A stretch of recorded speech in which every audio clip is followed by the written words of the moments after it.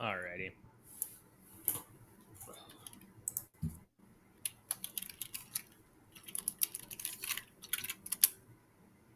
Ready to rock? Yeah. Let's get cooking. 3, 2. Hello, D-Gens. Welcome to Degenerate Takes. I, of course, am the Brofict one, AJ. Joining me, as always, man with the number, sportsbook whisperer, college basketball guru, daddy of the diamond, all hail the king of the links, the money train, Noah. How you doing today, bub? Hey man, I'm doing great. I'm doing great. We're on the eve of yet another Green Bay Packers game, so that's Yes. pretty cool. Only have to wait 3 days for this one. True. So yeah, no, we're good. Weeks over, half done, and time to get back to some football.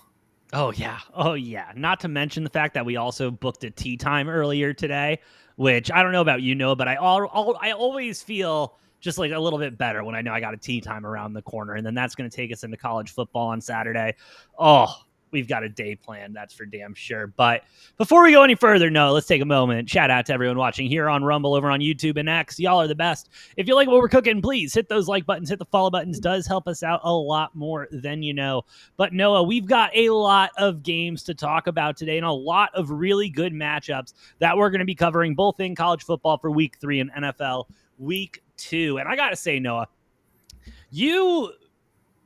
chef's kiss, like round of applause for you, brother. Like this is a hell of a slate that you put together for us to pick. And, I like that we don't stick with the top 25. I like that we don't, go with any other format. I like that it's your crazy brain looking at the college slate and saying, where can we do some fucking damage? And I feel good about this slate. Yeah, I feel like usually when I put these together, like 2/3, 3/4 of the slate's usually like, okay, yeah, that's to be expected that would be on there. But I do like to throw some fun games in there. Every week there's a couple games that just kind of catch my eye for any number of reasons, and it's always fun to throw those in and see what happens. Hell yeah, it is.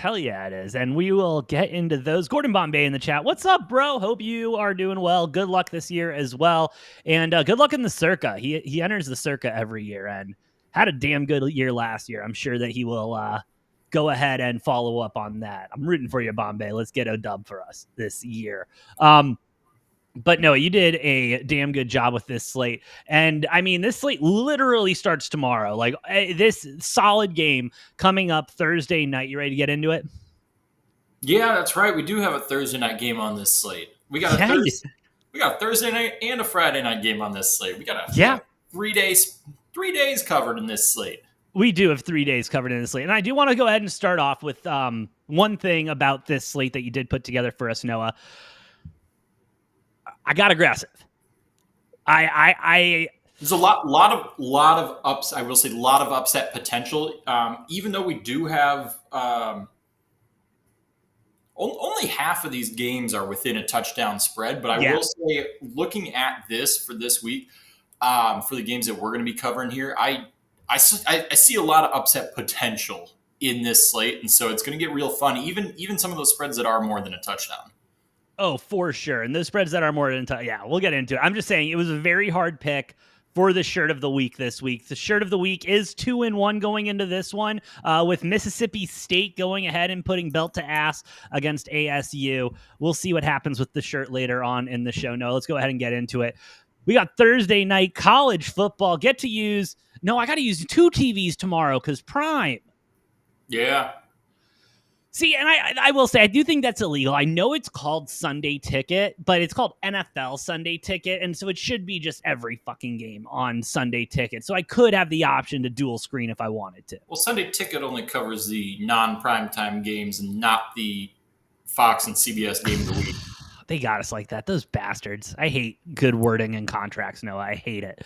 But let's go ahead and get into our first matchup of the week. NC State, Wake Forest. Got Wake Forest coming in as home dogs, +7 at +100, +222 on the money line. 52 is the total here. And I got to say, Noah, looking at this game, I was kind of perplexed looking at everything. We're in a situation where line opened up at 6.5, moving up to 7.5 at some books. You're getting Wake Forest at plus 100. And so you would be expecting a lot of money to be on NC State minus that 7 or 6.5.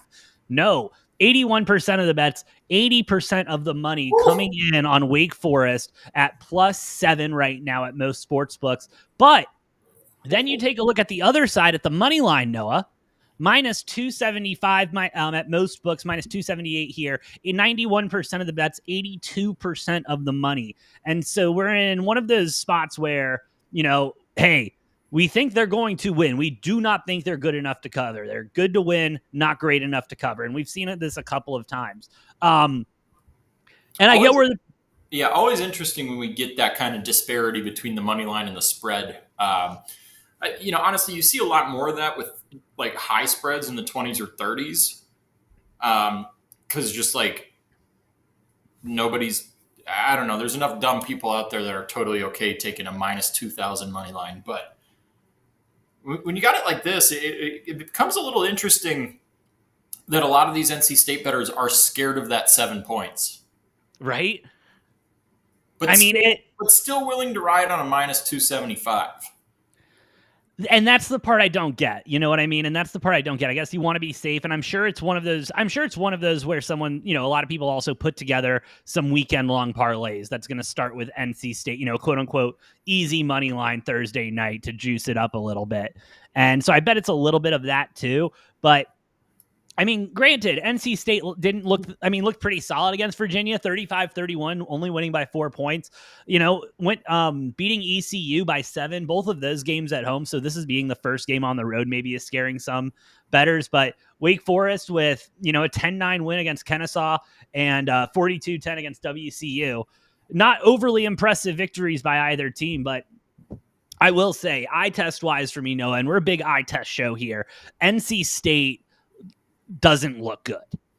And I like, they look fine, but I feel like, again, it's a quieter hype like we talked about last week, and there's still a little bit there. I'm all over Wake Forest plus the 7, like a lot of the bettors here, but I'm also on Wake Forest money line. I do think there's a solid chance they go ahead and take this game at home. The 7-point victory at home against ECU scares me. And so I think this NC State team is going to struggle against Wake Forest in their first game on the road. I think Wake Forest is going to be up for this one. Give me Wake Forest money line plus that 7. And I'm going to lock it in with that even money as well. Brother. All right. Yeah. I told you I'm getting aggressive, and I'm getting aggressive. No, that's fine. Wake, I don't particularly expect too many great things out of them this year. No.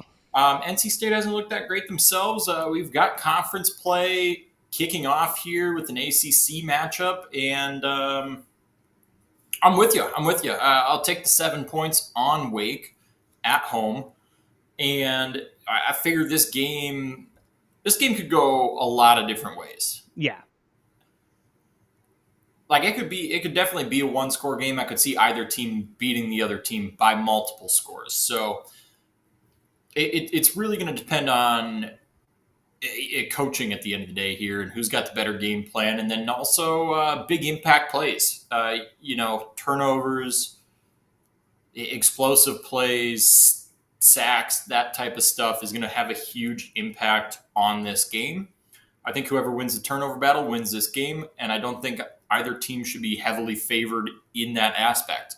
Crazy to me that NC State's getting 7 points on the road here. I know Wake's not supposed to be great, but I am going to go ahead and take that 7 on Wake. I may even buy it up to 7.5. I thought about the money line in this, but I think I got to stay off of it. I think I'll take my plus 100 at the 7 even. I think I can buy that up to 7.5 at probably about a minus 115, minus 120, and I'm cool with 7.5. I like that. I figure that way this game, even if it goes to overtime, I'm probably still okay. Well, honestly, with the way it's getting bet, again, we're live right now on a Wednesday, and the way it's being bet and what the book is doing with the line, I would not be shocked to see this at minus 110, 7.5, even pushing, minus 105 even money come Saturday, come towards kickoff. or Yeah, excuse we'll me, see what. tomorrow kickoff. Yeah, we'll see what happens with that. I mean, honest to God, I like this a lot more at plus 8.5. So I may even flirt around with buying it up to 8.5. Probably catching Minus that at a minus. 130. I was going to say minus 135, minus 140, Yeah. maybe buying a full point and a half. But that way, that 8.5 number, you're fully protected from any overtime shenanigans. Because obviously, after the first overtime, if it goes to double overtime, if NC State has the ball first, scores, gets the 2-point conversion, then it doesn't matter. You're still fine. So, yeah, this one's a tough one. I'm okay with the number at 7 even. But we'll see. Come tomorrow morning, I might sleep on it. I might end up buying this all the way up to 8.5 for Wake. I don't blame you. That's me being safe. I know we talked about people feeling like the safe bet is taking NC State money line. For me, the safe bet is Wake Forest plus 8.5. I like it though. I like it. No, I want you to know that was the first nomination for the shirt right off the bat.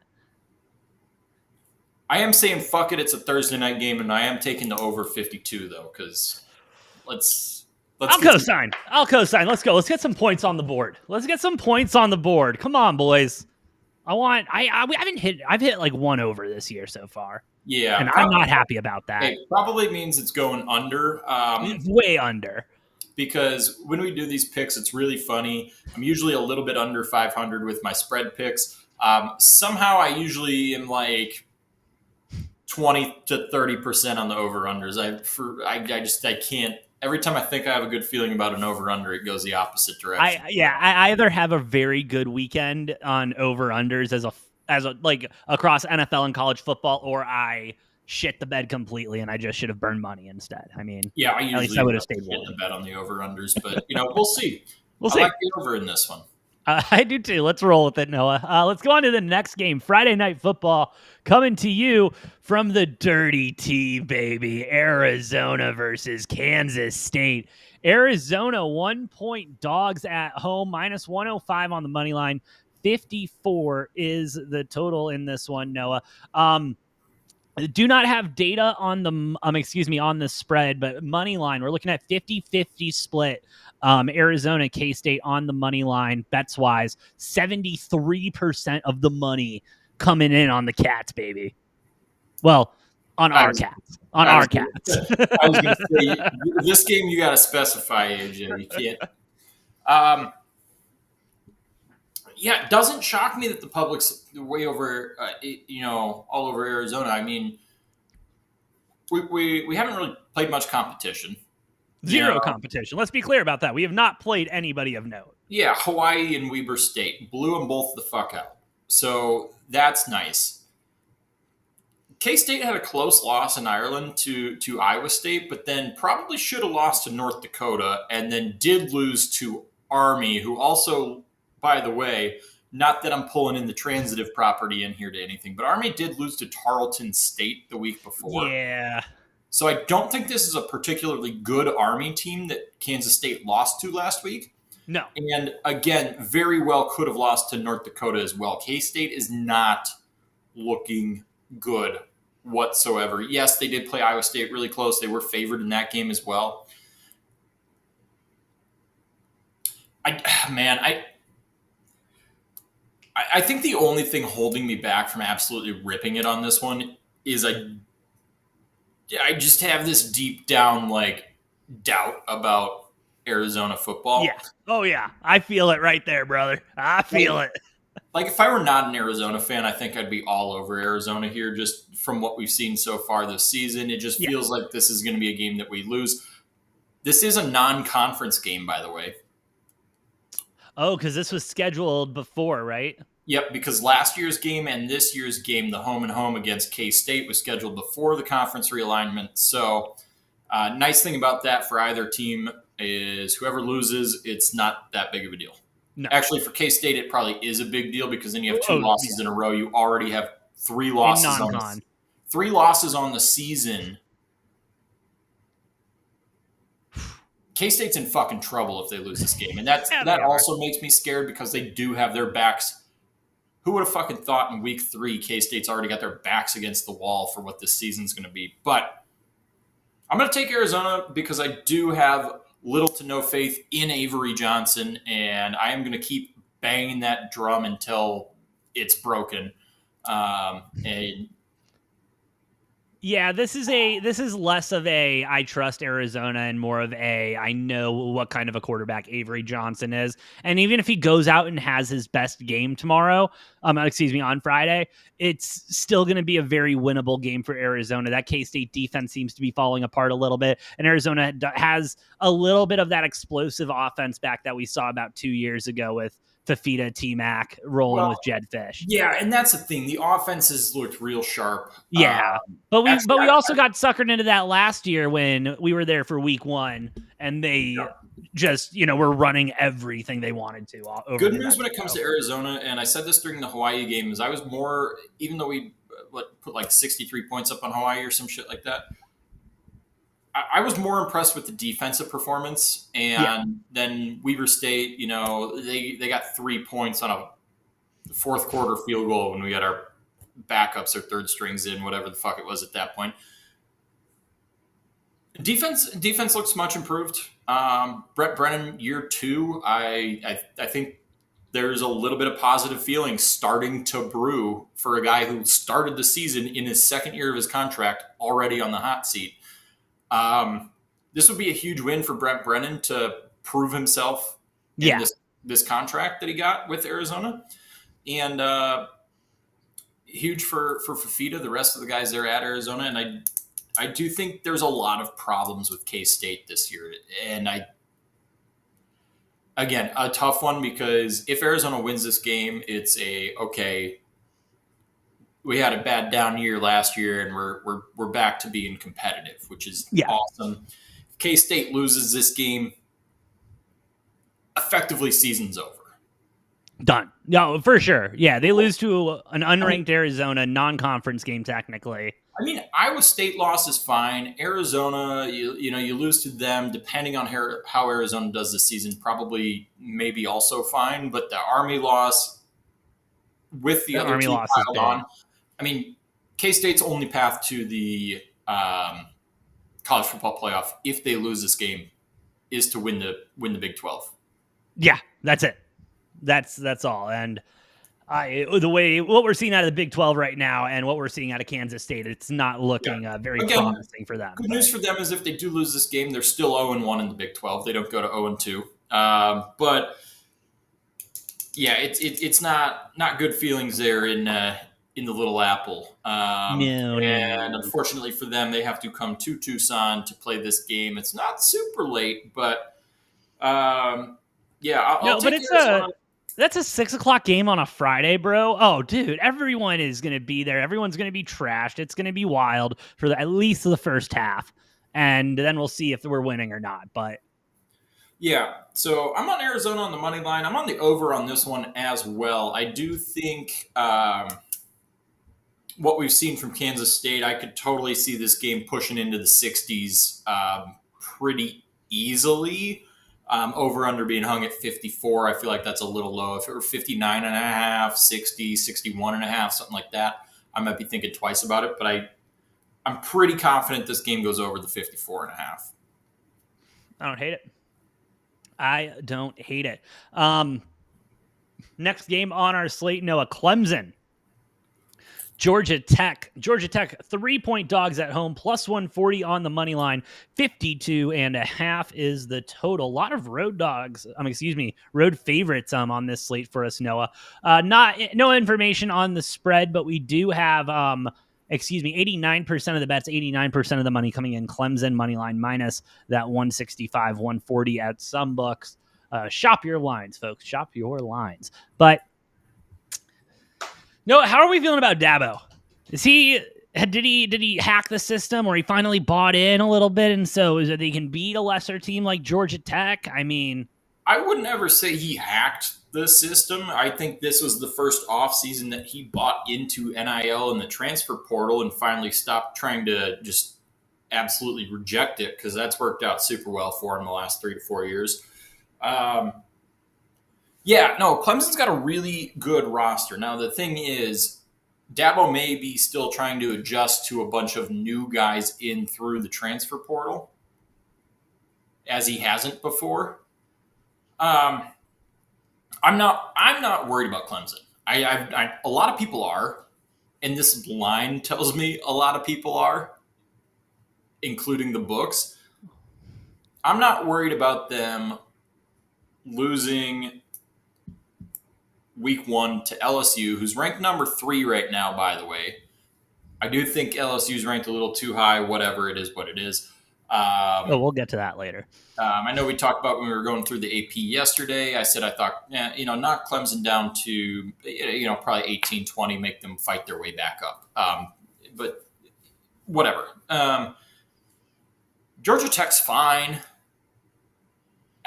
Like they're okay, but I know they get this one at home. But 3 points to me is disrespectful to Clemson and this roster that they have. I think this defense is particularly good.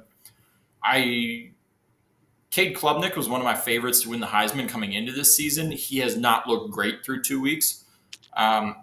Granted, you play a top-tier team in LSU in week 1, and then week 2, you have a hour and a half, 2-hour weather delay in the middle of the game that can throw some shit off. It happens. I'm not going to use that as an excuse right now, but if Clemson bounces right back and is blowing out the entire ACC schedule this year, then I will look back and be like, oh, yeah, that game where they, only won by 17 against Louisiana Tech, probably had something to do with the shit weather. Anyways, this was one of the biggest no-brainers on the slate for me is Clemson -3. And I did not think that this spread was going to be this low. Give me under 52.5 as well. I think Clemson's defense is going to do a really good job at keeping Georgia Tech off of the scoreboard for the most part. I think Georgia Tech's going to be lucky to have 17 points in this game. I don't know what Clemson's offense is quite going to look like, but I imagine they'll score plenty more than 17. So I'm cool with under 52.5. I love Clemson -3. Where do you think this line opened at? Opened higher. I know that for sure. I know. How much higher? Was this one of those that opened preseason? It may have been, but I don't think so. It would open at 10, 11.5, something like that? 9. Opened up at 9. Bet all the way down to 3. Wasn't far off. No, not at all. Some books have it at 2.5. It's wild out there. I would have thought a lot more about it at 9, but I think I would have thought about it a lot more too. But I'm on Clemson -3 too. I think I would have been on Clemson -9. I wouldn't have felt great about it, but I'd be on it still. That's fair. I like Clemson -3 a lot. Love that. It feels like a steal. Maybe it's a trap line. I don't know, but it might be a total trap line. But and you know what? If Clemson loses this game, it's not quite as bad. Like the sky's not falling completely like K-State would be, but because obviously they can still make it to the ACC championship like they did last year and sneak into a playoff spot by winning the ACC. I'm not worried about that. There's not a ton of competition at the top of the ACC. But I think we're seriously looking at, or we should seriously be questioning Clemson if they lose this game. Oh, for sure. Red flag should be flying everywhere in that building. Let's get it moving to the next game where things may not be going as well either for one of these big schools, Noah. That would be Wisconsin going to Bryant-Denny Stadium, sponsored by Nick Saban, or it's Nick Saban Stadium at Bryant-Denny Stadium? I think it's Nick Saban Field at Bryant-Denny Stadium. Thank you. Yeah, much like for basketball, it's Lute Olson Court at the McHale Center. Yeah, but that makes more sense to me. Anyway, Alabama, Wisconsin. Alabama, 20.5-point favorites coming into this one, -1,600 on the money line. 46.5 is the total. 50% of the bets, 85% of the money. 85% of the money after the shit we've seen so far this season is on Alabama minus the 20.5. Disgusting. Again, that's ridiculous. That's ridiculous, bro. Like, I do kind of get it, though. Like, I get it from the point of view of, It's Alabama. Alabama can't be this bad. Bad loss last week, big bounce back this week. They're going to crush Wisconsin. They're going to make Wisconsin beg for mercy, yada, yada, yada. Like, I get that point of view. And if Nick Saban was there, maybe I'm seeing it, but I don't know, man. I don't know. And a lot of former players have come out and said, like, yeah, hey, sometimes there's a big transition when, new coach comes in, maybe is a little bit more lax, doing things a lot differently. And a lot of players looking around like, why the hell do we get rid of this other guy? Or why is this guy gone? And I'm kind of buying into that more. Noah, give me Wisconsin plus the 20.5. This is one that is going to be like, I see a touchdown out of Wisconsin early and I go to bet the live money line, but I'm going to be an adult and sit off of the money line. But I think 20.5 is way too many points. I'll take that. Yeah, well, you say, hiring a new coach and saying, why the hell did we get rid of this guy? Both of these teams are in the same fucking boat there. True. The Luke Fickell experience at Wisconsin has not been a fun one for Wisconsin fans. They've seen themselves as a team that is usually in that second tier of the Big Ten. I mean, they couldn't really hardly ever get past Ohio State, Penn State, Michigan, whatever. But before the Big Ten moved to just the top two records just in the past year or two, Wisconsin was consistently winning the Big Ten West. Yeah. They were consistently winning the Big Ten West and earning the right to get their shit rocked by Ohio State, Michigan.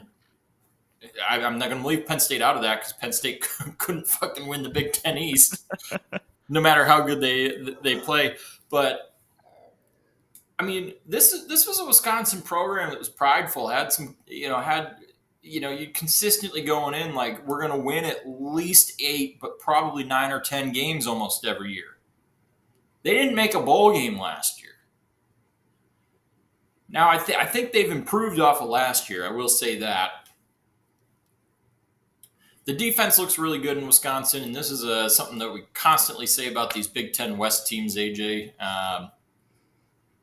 I'm talking the true Big Ten West, classic Big Ten OG. West. We're talking about Minnesota, Iowa, Wisconsin, Illinois. These are teams that love to throw out a top 10 defense in FBS and then to have an offense that just can't do shit. I think Wisconsin's defense is going to be fine. This is a weird one for me with the over-under being at 46.5, but also having a 20.5 point spread, which is the book saying they expect Wisconsin not to score more than 13 points. No. They expect Wisconsin to be held under 13 points. And Wisconsin's offense has not been overly impressive this year. But I don't have that much faith in Alabama. This is a weird one because if this was down at 12-13 for the spread, which is probably where I think it should be, I'd be thinking real hard about this. But 20.5 just feels like too many.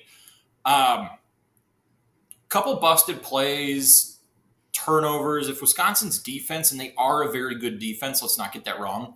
If they give Alabama some fits, maybe they don't score more than 13 points. But I could totally see this being a 19-13 victory for Alabama, and they only win by 6 at home. Yeah. And I think they'd be lucky to get that at this point.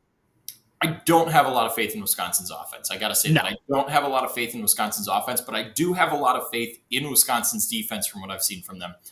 And I do think this game goes under 46.5.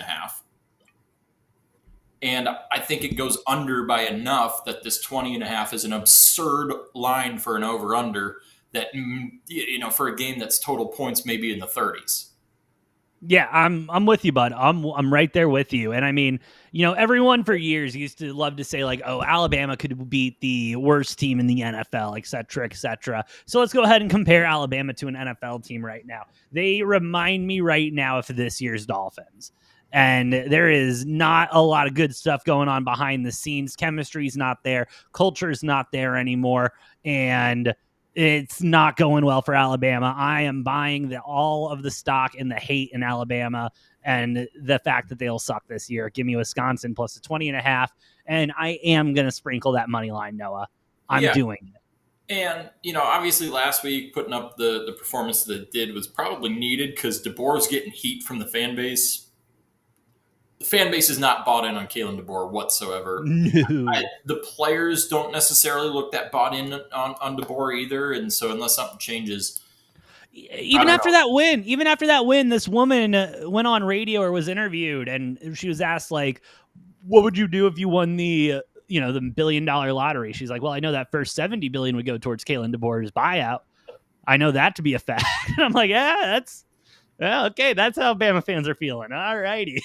Yeah, and then she also she didn't know his name, but a former AD at Arizona who left us for Alabama, Greg Burns. She was like, "Yeah," and then that GM or not Yeah, GM, that's what. Yeah, and that AD, however much yeah. was left on his contract. Oh, shout out to that woman, and shout out to Alabama fans. They're the real ones. Crazy, but they're the real ones. Let's keep it moving to our next matchup. Noah, I don't have it pulled up. I should have had it pulled up. I'm sorry.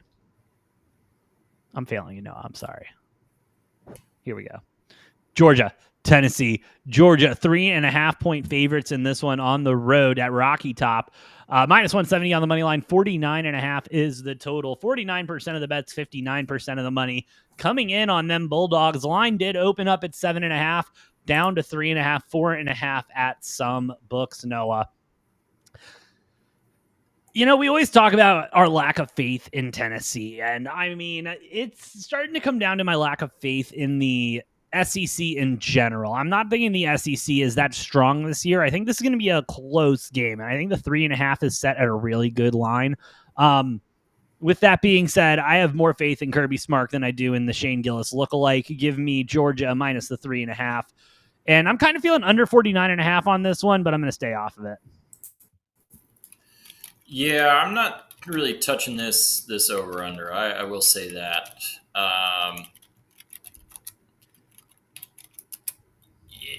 Yeah, man. I mean, it's Kirby Smart. It's the Georgia Bulldogs. You could. Whatever. They had a down year last year. Happens. Crazy that a down year for them was. Wait, checks notes. What happened last year? Did they make it to the semifinals? Yeah. Oh yeah. Huh. How far did they made the playoff, right? They did make the playoffs. That was a down year for them, bro. They didn't, they weren't just, and there was only like one DUI last year. Well, they don't have down years in that category in driving offenses, but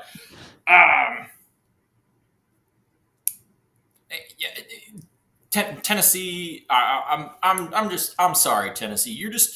You can draw whatever scenario up in your own heads, whatever you want to do. Oh, they're good at doing that. To try to paint yourself as a top 3, top 4 team in the SEC.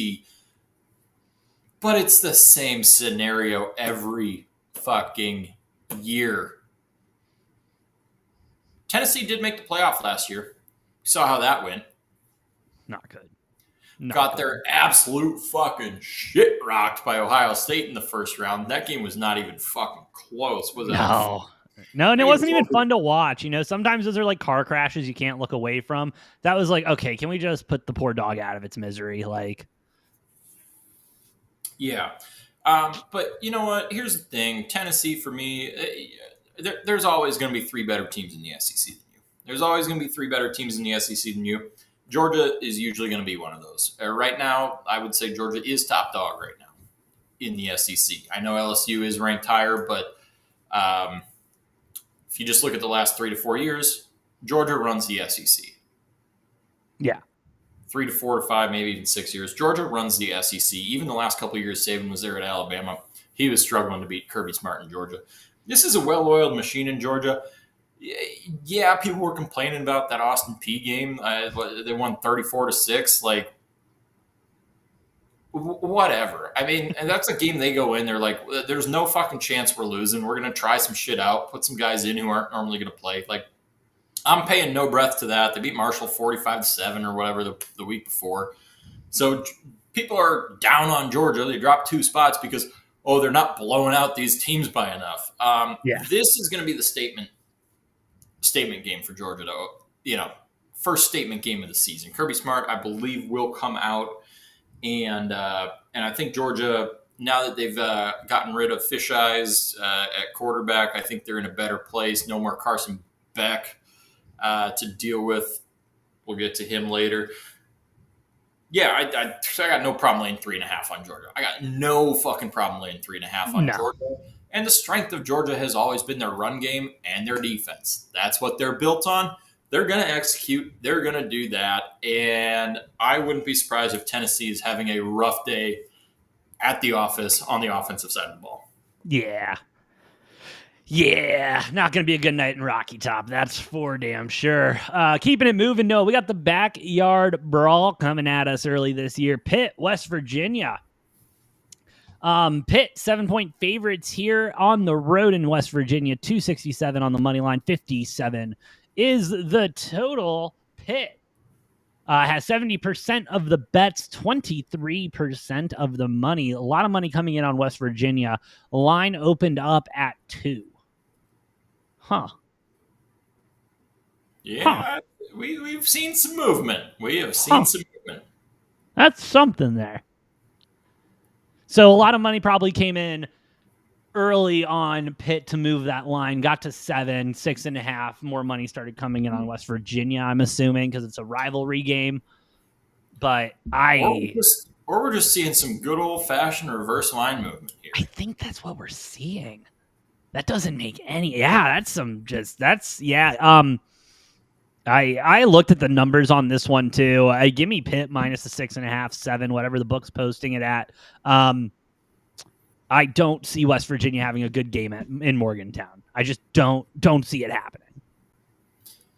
Yeah, I mean this is a heated fucking rivalry that was dead for quite a while. A couple of years ago, got brought back. They should have this every year because I love these cross-conference rivalries that are still have all this boiling hatred. And if you pay attention to social media, specifically Twitter, the app formerly known as Twitter, bro. West Virginia fans are like literally like going in on like the plane simulator to like let her crash into buildings in Pittsburgh, and they're like, this one guy posted and said if West Virginia was facing Al Qaeda, I'd be in the stands with an AK-47 shouting Allahu Akbar. No, and I'm like, Jesus Christ. If Pitt was playing. Pitt was playing. Sorry. Makes it so much better. But like, my goodness, West Virginia fans. It's awesome. Yeah. Hey, man. Country roads. Take me home. I'm sorry, West Virginia. I got her ride with Pitt, even on a full touchdown here. Man, it's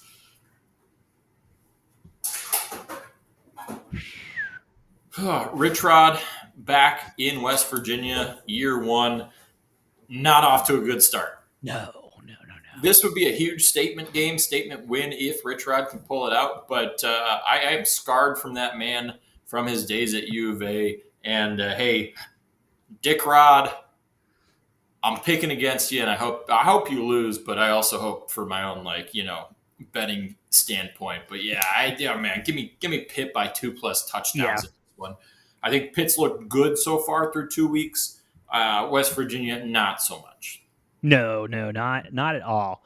You want to talk about another team that's looked, I would say, pretty good the last couple of weeks, Noah? Yeah, pretty good. Pretty good. A couple wins, against some teams with some numbers in front of their names might have the opportunity to do something for the first time since like the 80s, and beating 3 unranked teams, 3 ranked teams coming in unranked the preseason. And they're playing another Florida school. Shit, that's crazy. USF. Miami, 17.5-point favorites here, minus 800 on the money line. 57.5 is the total here, Noah. This USF team has looked good. And I think we need to respect how USF has looked because, yes, the ball has bounced their ways a couple of times, but that defense looks solid. That offense is running smooth, and they gave Florida a hell of a time. And I think that this Miami team is still vastly, vastly overrated, Noah. And I have said this from the beginning, and I think we are going to continue to see this Miami team be overvalued like we are here today. Not to mention, just for fun, 40% of the bet, 77% of the money on USF. So you do have a lot of money coming in on USF to cover that spread. And Noah, it's been a while since I've seen a good old fashioned Mario Cristobal fourth quarter blunder. And damn it, if there was any time for one of those, it would be against USF. So Noah, I'm taking USF plus a 17.5. Oh, baby, I'm taking them so much further. Give me USF on the money line. Like it so much, I put it on a fucking shirt. I am all about this, Noah. I truly think this USF team is... Where's the hanger? There we go. Is different. And I think that they have the stuff to beat Miami. I think they were overlooked coming into the offseason, going into the preseason. I think they're still being overlooked now. Solid guy at quarterback. They've got a solid offense that's running well, coached well, defense, not a lot of mistakes. I think this team is more equipped to play better football. Give me USF on the money line. Oh, boy. I know I said last week, yeah, there's no way USF's winning this game. But they went against one idiot coach in Billy Napier, and now you got another coach who's also had some history of making stupid-ass decisions. All I got to say is Miami better hope come the fourth quarter they're up 2 to 3 scores so that they don't have to worry be praying, brother. They better be praying they don't got to worry about that clock. Yeah, don't have to worry about clock management, game management, anything like that. If they're up 18, 20 points going into the fourth, Chris Paul can coast through, just be fine. Shit, I'm so on the fence. I don't know if I'm bought into USF. I don't. Ooh, okay. I don't know. I'm not bought in, but I'm also like not there. Yeah. I'm also like, did they just play 2 of their best games of the season, week 1 and week 2, and are we going to see a meltdown? Like, it feels like the momentum has to stop somewhere. That being said, 17.5 points is too much for me for a Miami team that I do feel is overrated at this point. Fuck. This was actually a really tough one for me, but I do think I am riding with USF plus 17.5 on the points. I'm not touching a money line because I'm going to say it 2 weeks in a row and I might have to eat my fucking words on this, but I do not think they beat Miami. I'm not going to say there's no chance. I'm not going to say there's no chance because I learned my lesson from last week. But I do not think that USF beats Miami. Can they keep this within 17 points? Absolutely, I think they can. I've liked what I've seen out of them through 2 weeks. But I do not think they beat Miami. Shirt's 2-1, Noah. Shirt's 2-1. That's all I'm going to say. 2-1? 3-1? 3-1. 2-1. 2-1, right. This is week 3. Yeah. Numbers. Usually numbers my are hard. Usually yours, yeah, not mine. Little Freaky Friday over here. All right, let's get it moving to the next one, Noah. I like this game. You're a little bastard. That's what you are. Ohio State. Ohio State 31-point favorites here. Minus 15,000 on the money line. 51.5 is the total. No data on the spread. 87% of the bets, 96% of the money on Ohio State money line, and 99% of the bets, 99% of the money on the under 51.5. What? Sorry, you said 99% of bets and money are on the under on this game? Yeah, and I was double checking because the game right above it that we're not covering, it's 99% of the bets, 99% of the money on the under as well. And I was just making sure, no, it's under 51.5, 99% of the bets, 99% of the money. Under. That is and it's moved down from 54.5. That is quite interesting to me. I do think the under does hit in this game, but that is a ridiculous pouring on of the under. Dumping. Makes me second guess my wanting to take the under in this game. But so here's where I'm sitting on this. Ohio State's winning this football game. I have no question about that. However, Do I think Ohio versus Ohio State's third and fourth stringers has a chance? That's where the conversation starts to get interesting, because I don't think, Ohio State leaves those starters, second stringers out there that entire game. I don't think they leave them out there for more than a half.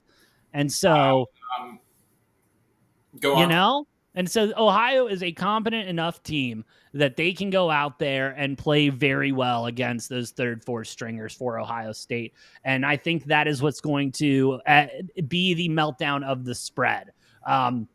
And so it's not going to be garbage time. I think it's going to be a full half of good football in the second half with Ohio and third, fourth string Ohio State. But it's going to have to wait until the second half. And Ohio State's going to have their way with them in the first half. No question about that. But I think it's going to be the second half where we eat. I'm going to take the 31, but this also Ohio plus the 31. This is also one of those I might live bet this at plus 34, 35 and a half. When it goes live, when Ohio State's at that red zone or something like that, and just keep piling it on, That's where I'm at on this one. Yeah. AJ, I don't know if you're going to get a better line than 31 on this game for Ohio to cover. Ooh. Fully agree with you. Yeah, Ohio State's winning this game. No fucking doubt about that. But I think those starters for Ohio State might be in this game for much longer than a lot of people are anticipating. Ooh, okay. When this is only a 10-point Ohio State lead at halftime, you can't pull your starters out then. No. When this is a 13, maybe 17-point game at the end of the third quarter, you probably still got your starters in then for Ohio State. I don't think the starters come out for Ohio State until at least halfway through the fourth quarter. Damn. Maybe they're up 24 with 6 minutes left in the game. They go up 24 with 6 minutes left in the game, and then they're like, okay, now we can put in the backups, the reserves, whatever, because Ohio is not going to dump 24 points on us in 6 minutes. But I think Ohio State starters are going to play most of the game in this game. Ohio damn near beat Rutgers week 1 at Rutgers. Probably should have won that game, to be honest. Then go into Morgantown. Yeah. Beat West Virginia. And now they're going into the shoe to play Ohio State. If this team decided to just schedule like a cupcake out of conference, I mean, this Ohio, for me, the Ohio Bobcats are one of the top 3 group of 5 teams for me this year. I actually have my top 3 group of 5 teams at this point all on this slate. We talked about USF already. Obvious one. Ohio's really damn good. They're coming off back-to-back 10-win seasons. Again, probably should have beat Rutgers. Didn't quite get it done. But then they go into Morgantown. They win in West Virginia. They're going to the shoe. They're not going to lose, or they're not going to win this one. They're going to be 1-2 to start the season in non-conference. But that doesn't matter. That does not matter, depending on, unfortunately, with USF having the wins over Boise State and Florida. They're going to have an uphill battle, but not saying they're going to beat Ohio State and leapfrog them, but that would be fucking wild. No, 30 and a half, I think, is too many points. And I have Ohio State as my number 1 team in the country. Don't get me wrong. Yeah. I think Ohio State's really fucking good. I just think not enough respect is being put on this Ohio Bobcats team. I think they're a damn good team. Might even be, in my opinion, the best group of 5 team, even above USF for me personally. And I'm excited to see what they do in this game. And again, I do think Ohio State's I think their first stringers are going to be out there much longer than Ohio State wants them to be. Yeah. Kind of want to take the over. But I'm going to stay the fuck off of that. It's just weird vibes going around with that. But yes, give me the 31 points on the Ohio Bobcats. Again, like I said, I think they might be within 2 scores at halftime. I could see it. I could see it. I like it. Go Ohio. Next one on the slate, Noah, App State, Southern Mississippi, Missouri. Southern Missouri. The Miss fucks me up. Southern Miss. Fuck it, eh? It's Mississippi. Fucking, I hate letters. Yeah, letters, numbers. All of this, it's awful. Southern Miss, 3-point dogs here at home, plus 130 on the money line, 56.5 is the total. No info on the spread. 57% of the money, 92% of the bets coming. 57% of the bets, 92% of the money coming in on the home dog here. Noah, what you thinking? Public found that interesting too. Yeah, public loves the home dog here, huh? Yeah, loves them. And the under. 98%, 99% of the money. Oh, well, I gotta tell you, this is the fucking Fun Belt. So, first and foremost, give me over 56.5. Cosign. We're gonna have some fun here. It's called the Fun Belt for a reason. And, oh my God, App State is... I'm all over the 3 on App State. I love that the public's on Southern Miss because this is one of my favorite group of 5 teams this year. I think App State is going to have a phenomenal season. I think there's a realistic chance they run Slate through the Sun Belt. And, sorry, I got to pull up their schedule real quick in case they had any games I wasn't aware of against any ranked teams or anything like that. Yeah.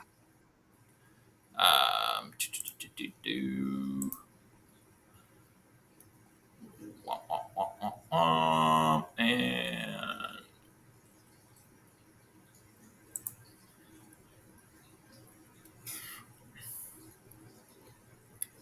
no, they had a little bit of an underwhelming game against Lindenwood last week. Beat Charlotte already, who is a respectable team. They play at Boise State next week, and then Oregon State at home, and then they just got Sunbelt action. I mean,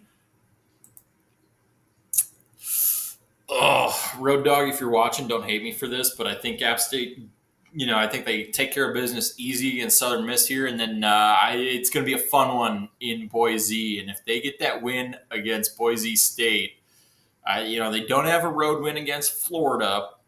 However, I think USF has a much higher chance of losing some conference games than App State does at that point. So it's going to get real fucking interesting if they can go back-to-back winning road games against Southern Miss and then Boise State. But I'm so high on App State this season. Give me the Mountaineers minus the 3. Give me the over. It's the fucking Fun Belt. And let's have a time with it. Yeah, App State and the over. Let's ride, Noah. Next game on the slate, we got Vanderbilt, South Carolina. South Carolina coming in -4, home favorite, -190. 48.5 is the total.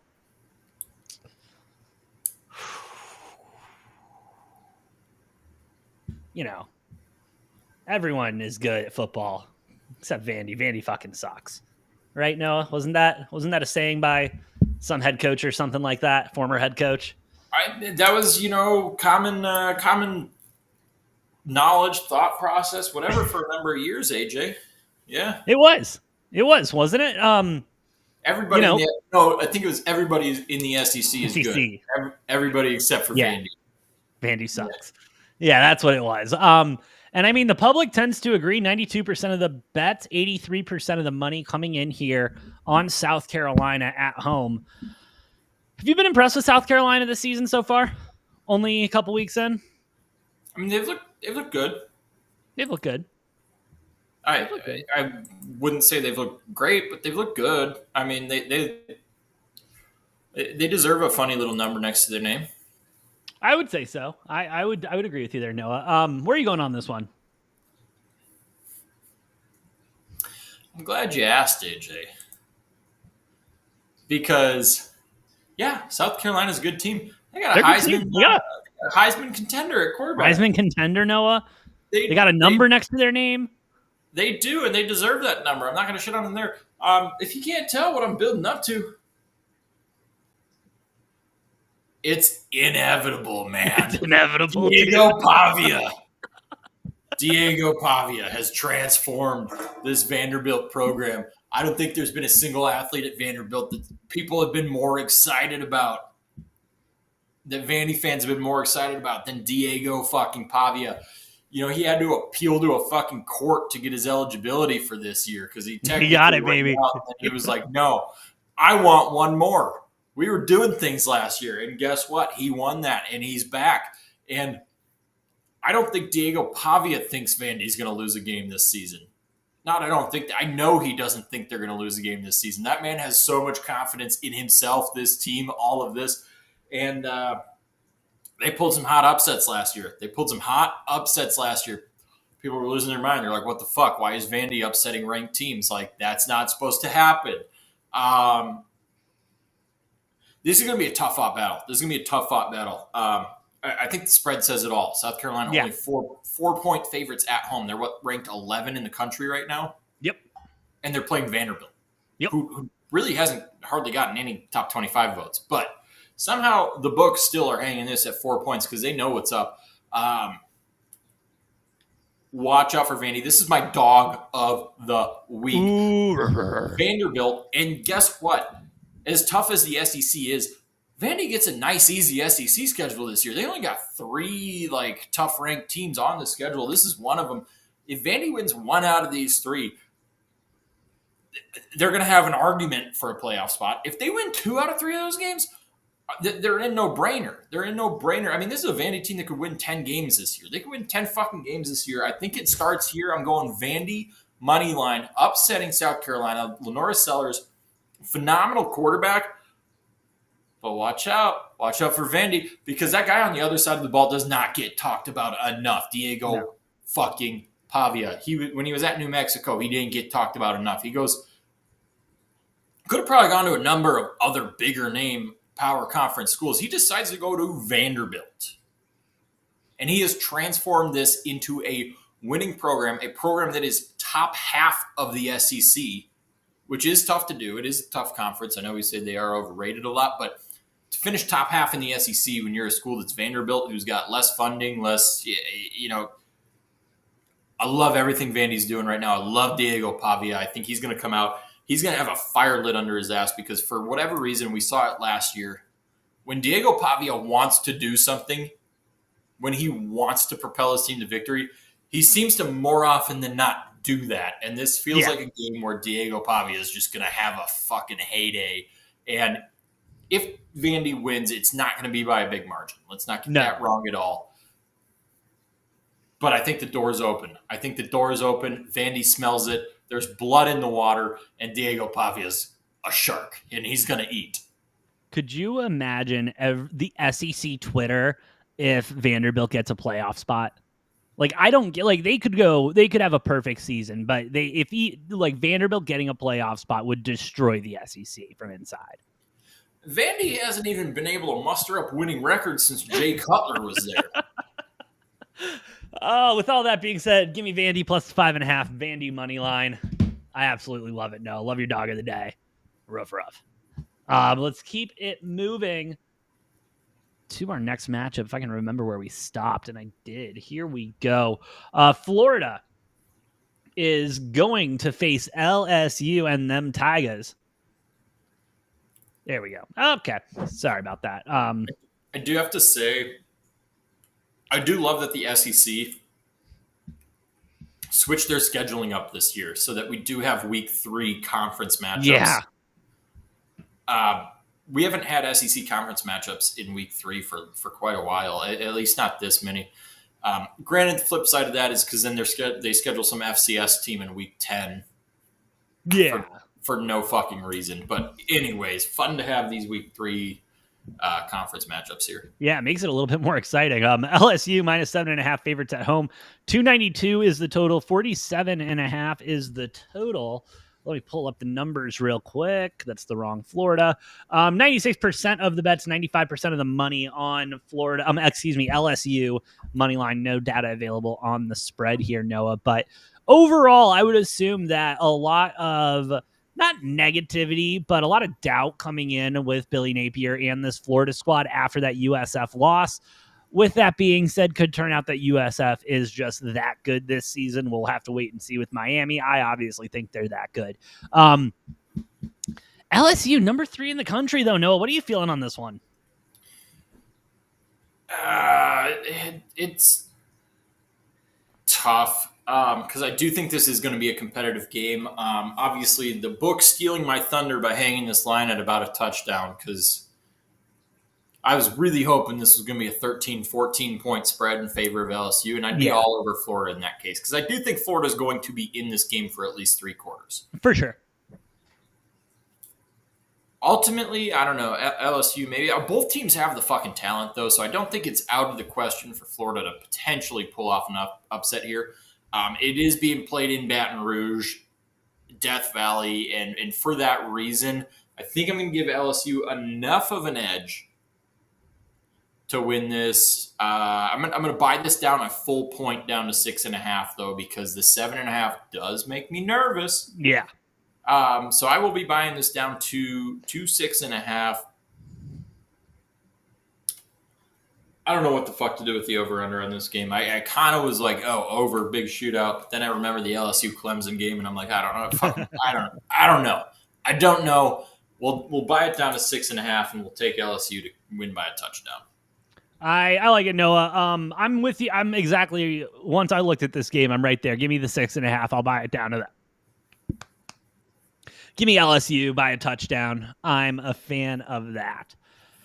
Keeping it moving, no, we got a top 25 matchup coming at us. Notre Dame, Texas A&M. Notre Dame, 6.5-point favorites at home, minus 260 on the money line. 49.5 is the total here, Noah. I got to be honest, dude. I'm not seeing what I wanted to see out of Notre Dame so far. And I know they started off slow last year, and that does concern me. We've only seen one game. They did have a bye week, and so that does kind of factor into it a little bit for me. But, while Notre Dame has been resting and practicing, Texas A&M's been out there dominating, bro, and looking good. As you pointed out, one of the better teams, probably the best team in the Big 12. Take it away from here. What are you thinking, bro? Huh?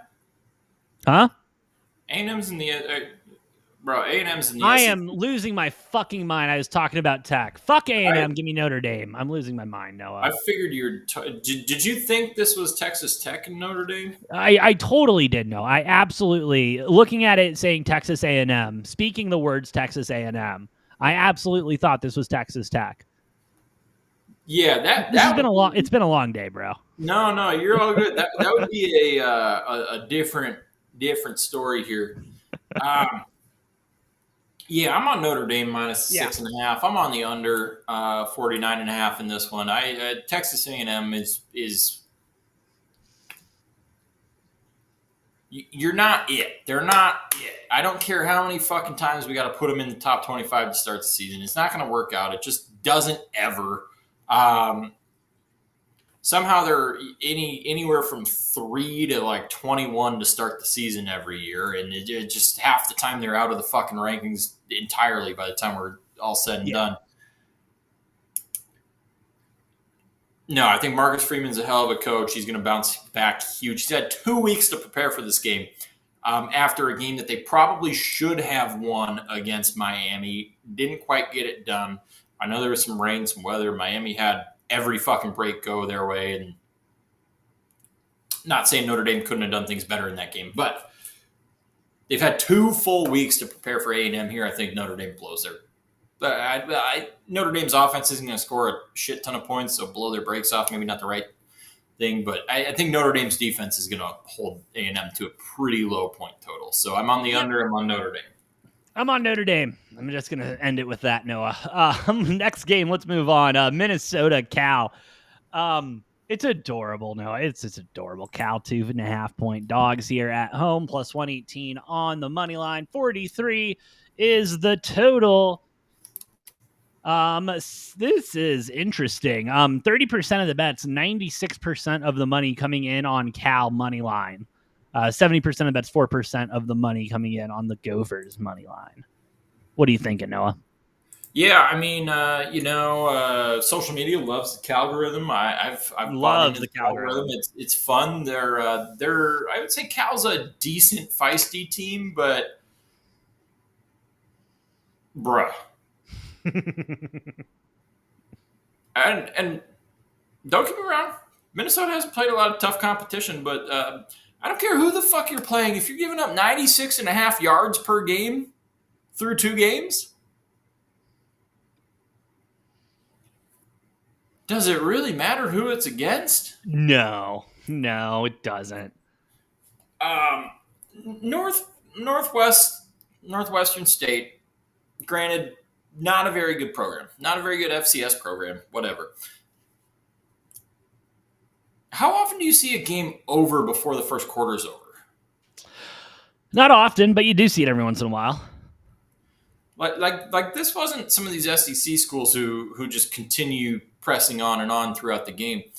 This was 35 points scored, 35-0. 2 defensive touchdowns in there as well.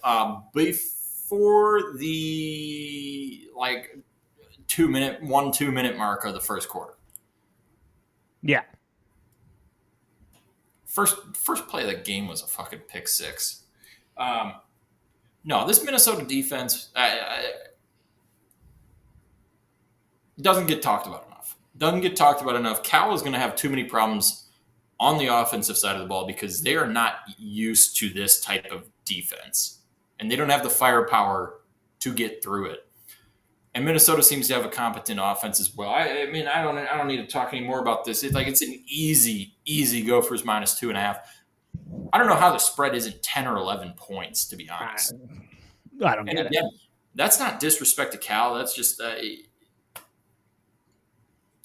you got a middle of the road SEC or ACC team against a middle of the road Big Ten team who it just. If this was SEC Big Ten, it's a different story. But it's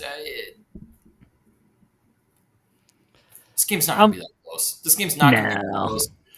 Minnesota's going to do their boring ass shit. They're going to play super restrictive defense. Cal's going to have a lot of fucking trouble moving the ball, and then Minnesota's just going to run the fucking ball. They're going to run the fucking ball. Yeah. They're going to throw it some. Redshirt freshman quarterback Drake Lindsay looks pretty damn good so far.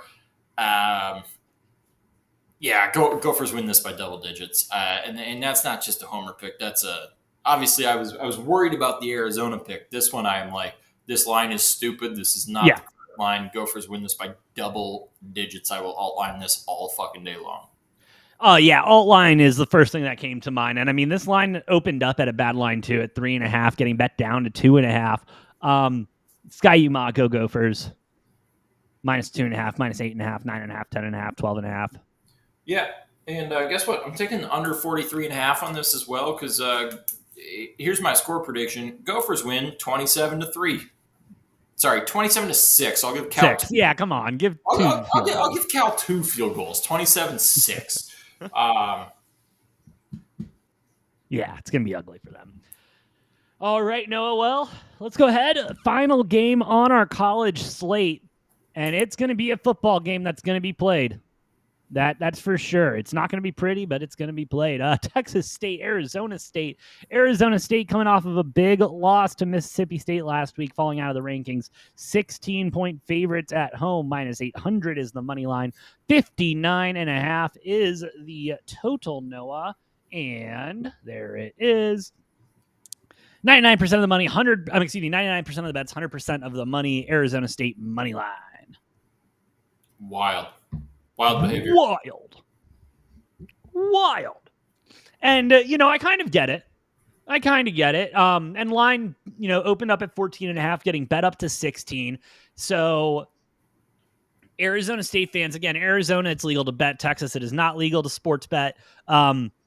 Just something to throw in there. But, Arizona State fans, they're like, come on, guys. Okay, fine. We lost to an SEC school. Okay, we lost to an SEC school. We don't care if it was the worst SEC school. They're still an SEC school. We're getting to play Texas State now. Oh, we're going to murder them. We're going to kill them. They were doing the whole Rudy speech and everything in there. I mean, and again, Ken Dillingham, great coach. Sam Levitt's not it. This defense is not up to snuff, and that offense looks dead without Scadaboo. Texas State plus the 16. Sprinkle that money line for me. Yeah, I think it's a no-brainer to take Texas State on the spread here. You look at what Arizona State's done this year. Won by 17 against NAU NAU, at home. and they let them score like points, I think it was 34-17 was that game, or something 30, like that. or 39-8. 39-20 something. I want to say NAU put up 20. I'll look it up real quick, but I want to say NAU put up 20. No, because I remember ASU being double their points, whatever the fuck it was, but is either 34-17 or 38-19, whatever. I don't know. Either way, doesn't matter. You're going to sit here and tell me that 38-19, you're right. Sorry. You're going to sit here and tell me that Texas State can't play a closer game than NAU. Texas State's a much fucking better team than NAU. Let's just get that out of the bag. If you compare Texas State and Mississippi State, I think there's an argument that Texas State might be a better, more well-rounded football program at the moment than Mississippi State. Again, I'm not saying that's definitive. I'm just saying there's an argument there. Yeah, this spread is egregiously high. This spread is egregiously high from what we've seen from Arizona State this season, and Texas State has they've played well. They played really well. They're good. This is a good program. I know they lost a lot of pieces, lost their head coach, and guess what? I think they've bounced right back. This was a game that Texas State almost won last year. Yeah, they were close last year. They might get their revenge this year. They might get their revenge. I'm all over Texas State plus the 16. I'm sprinkling the money line. Where they're hanging that money line at is juicy enough that I have to take some action on it. I don't love it enough to make it my dog of the week or anything, but I am going to take action on it.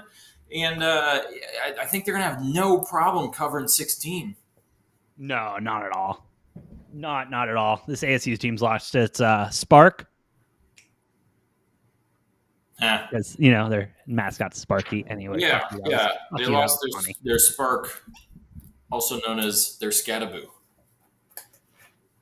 Okay, thanks, Noah. Thanks. You got anything else to say on college football, brother? No, I'm going to be so fucking elated, though, if Arizona wins on Friday night and then ASU loses Saturday night.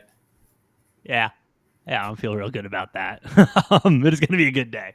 But sweet, dude, you down to take a quick break and then we'll dive into the NFL? Let's do it. Sounds good. Before we do that, dude, just want to take a moment. Shout out to everyone watching here on Rumble, over on X and YouTube. Y'all are the best. If you like what we're cooking, please hit those like buttons, hit the follow buttons. It does help us out a lot more than you know. I'm the Perfect One, AJ. That's the Money Train, Noah, and we will be right back.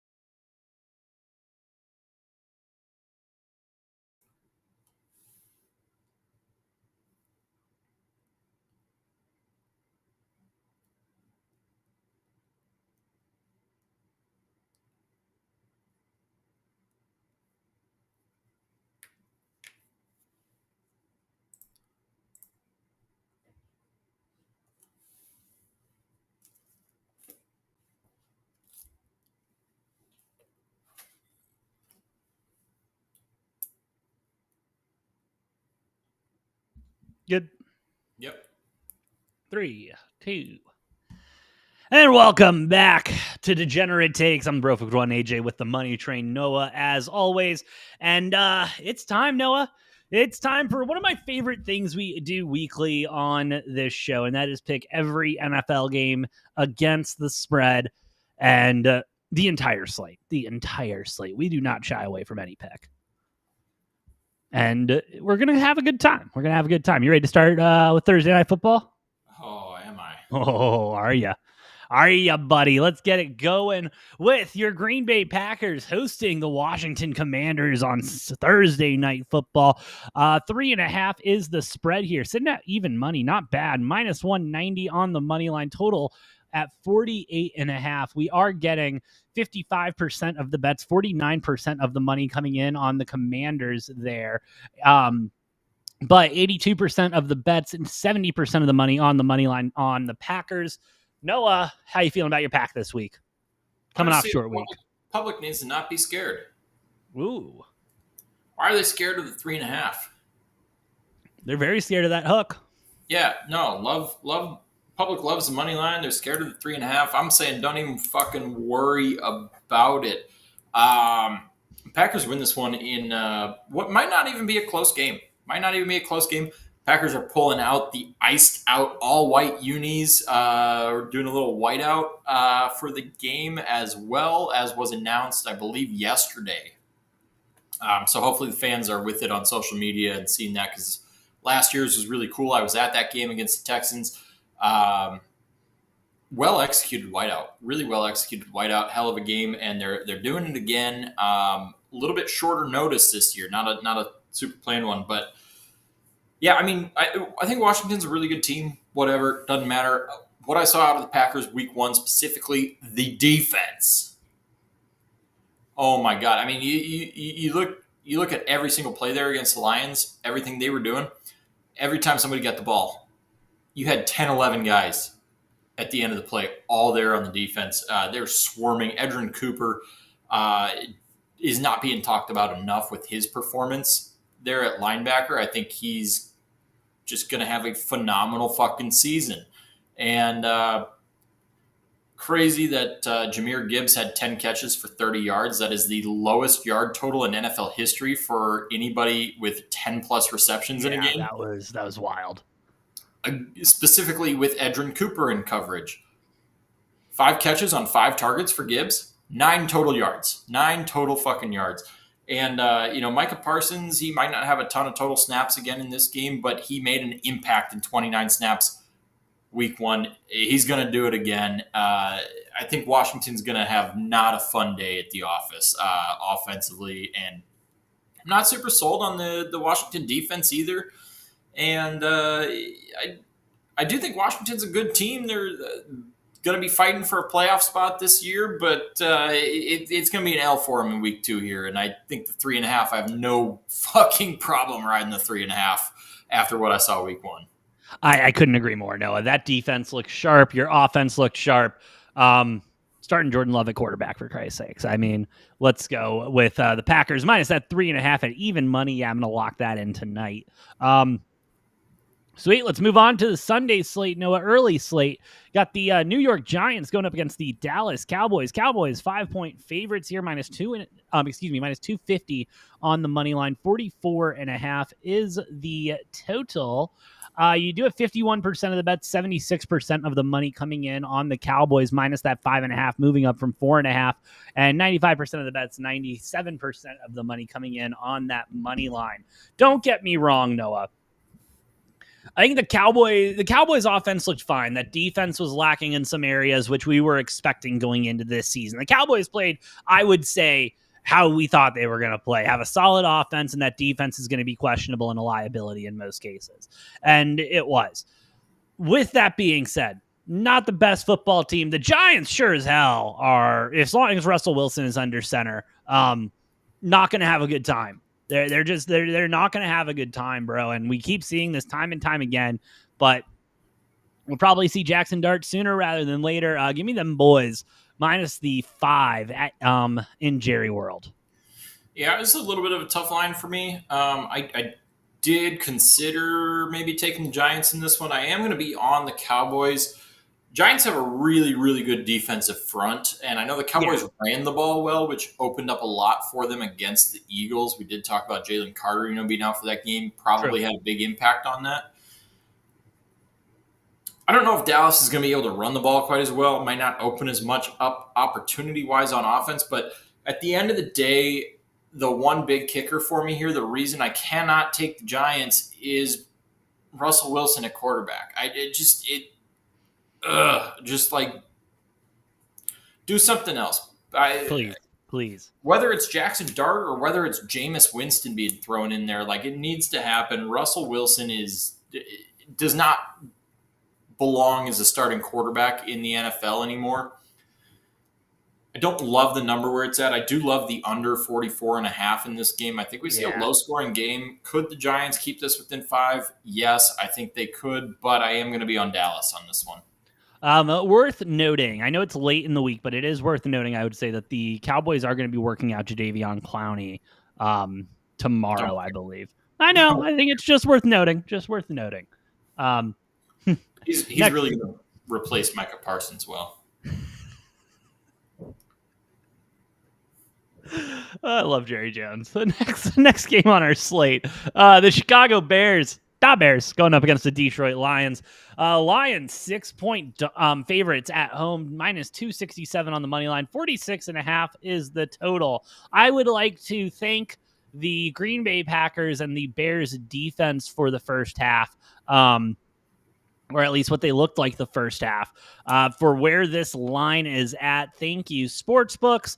Thank you to the public as well. 60% of the bets, 23% of the money coming in on the Bears, 40% of the bets, 77% of the money on the Lions. So I think the bets are kind of keeping this line at bay. The money line, 95% of the bets, 97% of the money coming in on the Lions. It was such a fun drive, Noah. Like, I don't think you understand the happiness that drive brought me as a Bears fan and as someone who follows the Bears religiously. Like, it brought me that first drive. It was like, holy shit, Ben Johnson is the man. Caleb Williams, you can paint your nails all you want. DJ Moore, why didn't I draft you in fantasy? It was all coming together for that drive, Noah. And honestly, if I'm the Chicago Bears, maybe we just script out 30 plays. 40 plays, 50 plays, 70 plays. You know what I mean? And just, that's how Caleb wants to roll. That's how Caleb wants to roll. He can learn the script and operate by the script if that's what it takes. But until they do that, or until Caleb can read a defense, or until Caleb can call plays, give me the Detroit Lions minus the 6. I'm not overly concerned with their performance. I think it was, the more I think about it, the more I watch it, I think it was more the Packers announcing how this, like, setting the tone for the division this season. And I think it might have caught the Lions off guard. I do think the loss of, the coordinators isn't helpful. I think it's going to be growing week by week, but I don't see them losing to the Chicago Bears in Detroit. And if they do, I would probably buy a lot of insurance on my property in Detroit. Yeah, no, the sky is falling if Detroit loses this one. If they start 0-2 and 0-2 in the division, that's going to be big time. In 0-2 with one of those losses being to the Bears. Yeah, that's going to be big time. I don't see it happening. See it happening. Detroit's going to bounce back just fine in this one. Wish the spread was a little bit lower, but I'm okay with 6. It is less than a touchdown. I think the Lions are going to do just fine, but I'm not optimistic per se on the Lions' outlook for the rest of the season. But it's the Bears. Bears. And the Bears still suck. And they will continue. Thank you, Katie. And they will continue to suck. And Ryan Poles, I love when he came in and said, Bears are going to run this division. What have they done other than finish last place in the NFC North every single year that Ryan Poles has been the GM? In his defense, we have been running the bottom of the division. Is that He what he did not. meant? He did not specify which part of the division we'd be running. Oh, okay. So maybe that's it. Maybe he meant that they were He going to left it run the open ended bottom of like the that. He didn't division. say we're going to run the top of this division. He didn't say the now the NFC North runs through Chicago, brother. Like, So he meant we're going to hold up the bottom of the division. yeah. Yeah. We're gonna be a nice little prop for a nice little speed bump for you guys to go over. No, Detroit's. I feel like Detroit's going to come into this game with a massive chip on their shoulder, and knowing the way that Dan Campbell teams operate, I think it's not going to be a fun day in the office for the Bears. No, and it really isn't typically. So, anyway, when do you think they give Tyler Baggett the reins? They won't, but Week 5, week 6. they won't. I'm just saying, you never know with Chicago.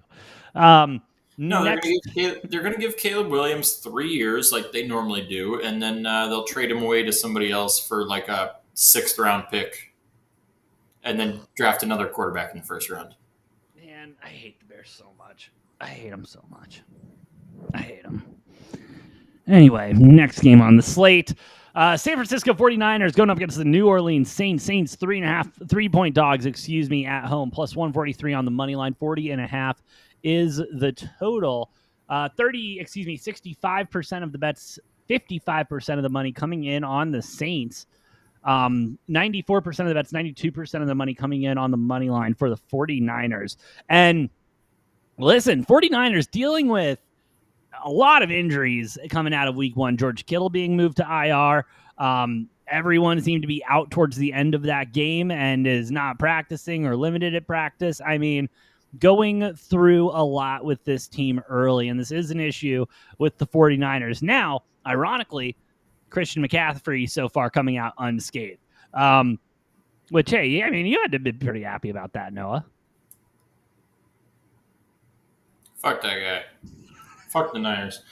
Man, I don't know. We'll see. I think it's a matter of time before his tendonitis flares back up, and then he's out again. Not that it matters that much. I'm not worried about this game. I think the spread is way lower than it should be, even as banged up as the Niners are. Yeah. I said it coming into the season. I think the Saints go 0-17. I don't care what happened last week. Saints lose this game. They lose this game, and a 3-point spread is plenty of enough for me to take San Francisco to beat the New Orleans Saints.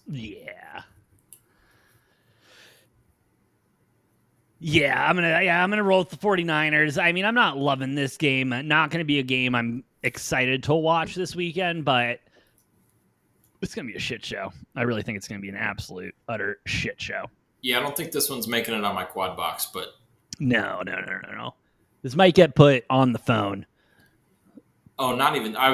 For me, this is probably, I'm going to check the box score after the game and see what happened. But next game on the slate, Noah, Jaguars, Bengals, 3.5-point favorites at home, minus 190 on the money line. 49 is the total. There they are. 64% of the bets, 24% of the money coming in on the Bengals minus 3.5. So you got big money, 76% of the money coming in on the Jags, plus the 3.5. 92% of the bets, 84% of the money coming in Bengals money line. Noah, where are you at on this one? Oh, man, it's the first 2 weeks of the season, so you got to be weary about the Cincinnati Bengals. I did hit on the Browns to cover the spread last week. Jacksonville does get a nice little win over Carolina in week 1, but I gotta ride with Cincinnati on the spread here. I love the over. The fact that this number does not start with a 5 or even something bigger is crazy to me. I think we could be in for an over/under total that's in the 60s, if not pushing the 70s, or maybe even the 80s in this game. I think this is going to be an absolute offensive shootout. No defense present for both of these teams for the majority of this game. So I am one of my favorite bets of the week is the over on this game, and I am going to take Cincinnati to get it done. ATS. I don't love it, but I'm here for it. Yeah, not the sexiest number we could get, but I'm love Cincinnati in this spot minus the 3.5. I think it is going to be a lot closer than people are probably expecting and are expecting, I guess, with all this money coming in on the Jaguars. But at the end of the day, I mean, yeah, throw the ball up to T. Higgins or Jamar Chase, and they're fine. They're fine. Next game on the slate, no, we got them Buffalo Bills going to New York to play the Jets. Jets 6.5-point dogs at home, plus 250 on the money line. 46.5 is the total. And hold on, let me get the money first. 43% of the bets, 57% of the money coming in on the Bills minus that 6.5. Line opened up at 8.5. All of the money and all of the bets on the Bills money line. And I gotta say, I do respect the sports books. I respect the sports books for placing the Jets line where it's at. Because, and I know money and everything, but 8.5 still against this Buffalo Bills team for the New York Jets. They did play a damn good game against the Steelers. They did almost beat the Steelers if it wasn't for Aaron Rodgers looking like an MVP. And, you play that game another 5 times, who knows? But, Buffalo Bills coming off of a huge win. Huge last second win. And I think, that type of momentum early in the season really gets a team going. And I don't expect this game to be as close as the Ravens were. I still think there is levels to this shit, as they would say. Give me the Bills minus 1.5 million, and sprinkle the over a little bit for me. I do think they might cover this over by themselves, but I'll sprinkle the over on this. Yeah, I'm also on the Bills and the over, but I have a little bit of different sentiment here. Line makes me a little bit nervous. Like the Bills got ran the fuck over. They did.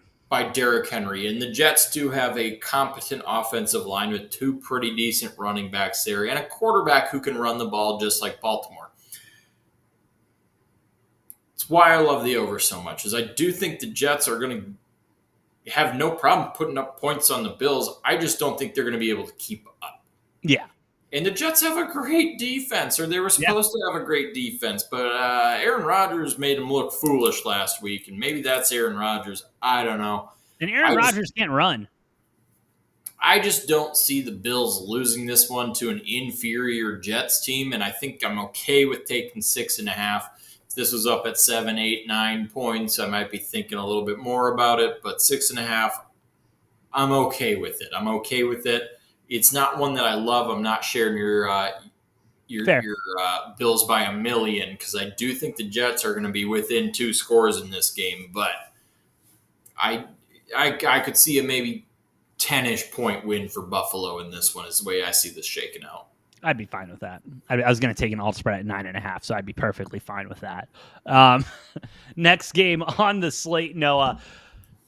This is a fun one. Patriots, Dolphins. Welcome to your shit bowl of the week. 2 teams, neither of them performed well in week 1, but I do think one team is heading very much more in the right direction than the other team that is crumbling by the wayside. I'm going to keep this one short, sweet, to the point. Give me the Patriots on the money line plus 100. I have lost all confidence in the Miami Dolphins.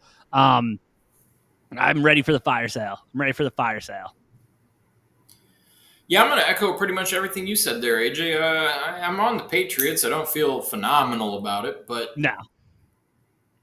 Give me Patriots money line on the road against Miami. I know Miami's got a lot of firepower on their offense, but God, they look fucking bad unless Tua can figure something the fuck out, which I don't think he will against a Mike Vrabel defense. And I think it's just going to be rough, and then Miami's probably going to score some garbage time points and come back. I'm glad this is basically a pick 'em, because give me the Patriots. Where do you think public's at? Huh? Where do you think public's at? I have no fucking idea.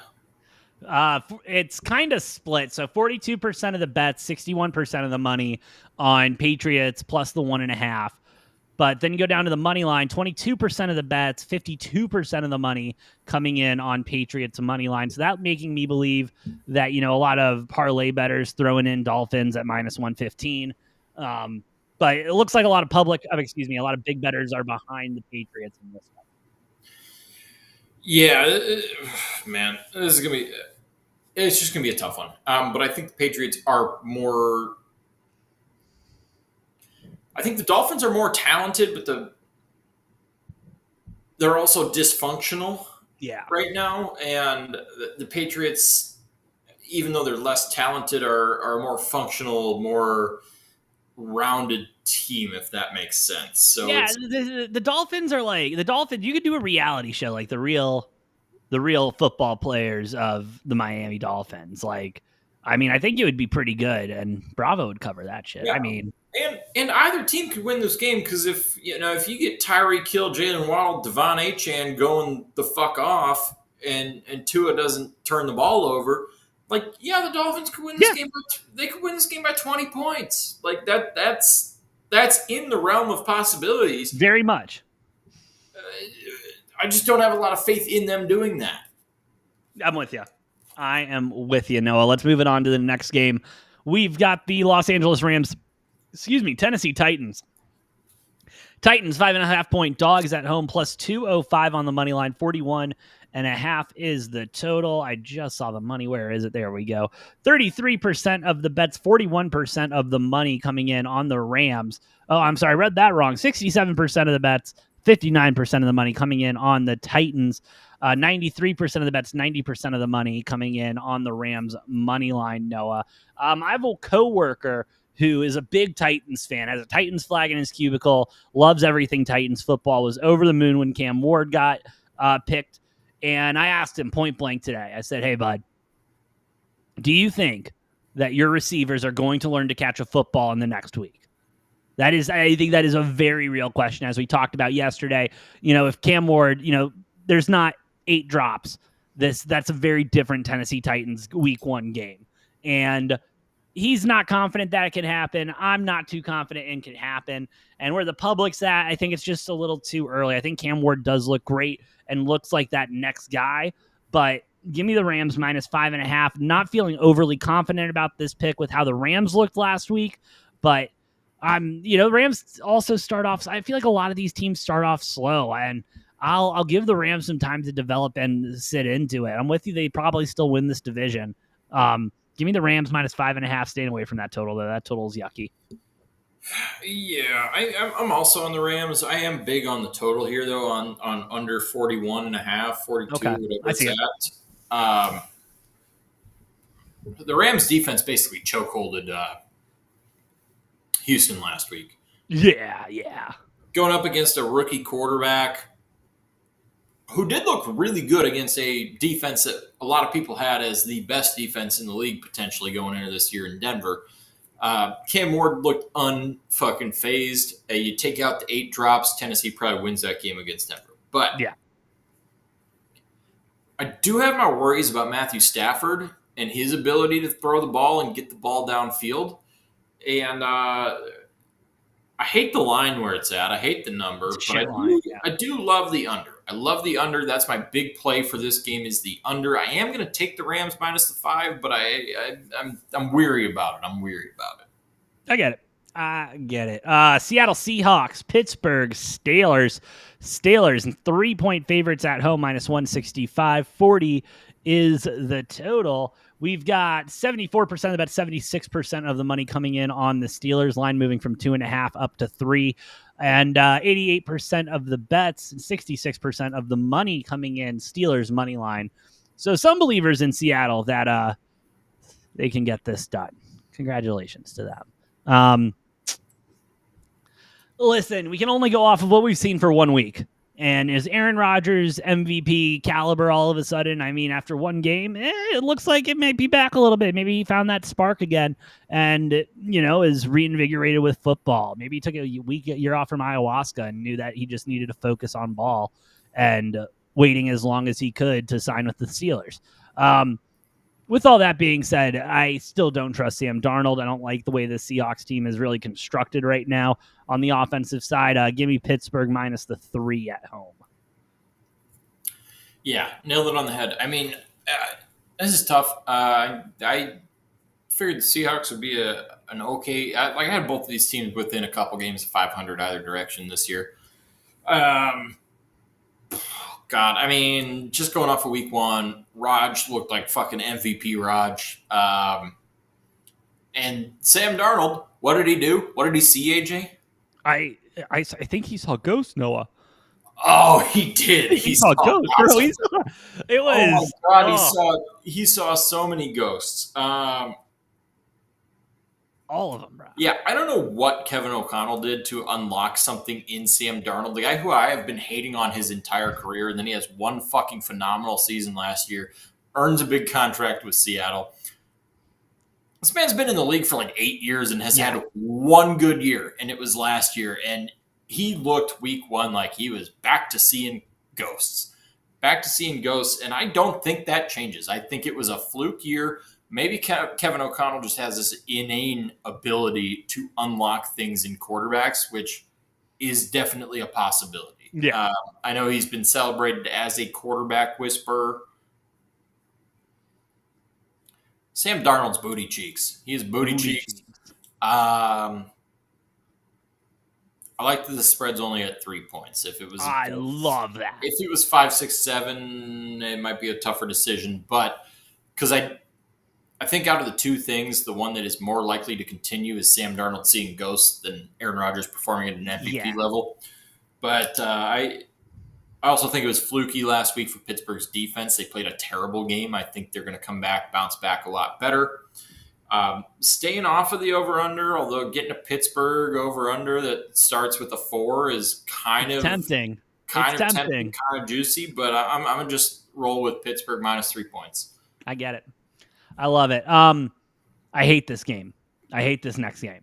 I hate this next game because a couple years back, Cam Newton came off the couch for the Carolina Panthers, walked into Arizona, and lit our ass up after Carolina got their ass beat the week before. Now, we've got Bryce Young coming into town after getting his ass beat last week. Arizona 6.5-point favorites, minus 305 on the money line. 43.5 is the total. 57% of the bets, 36% of the money coming in on the Panthers. 43% of the bets, 64% of the money coming in on the Cardinals on the spreads there. 94% of the bets, 94% of the money, Cardinals money line. I'm not going to lie, Noah. I was happy with the Cardinals. I was happy with what I saw from Kyler. I was happy with what I saw from our offense. Defense needs help, where he got weaker on the defensive side as well this week, losing one of our starting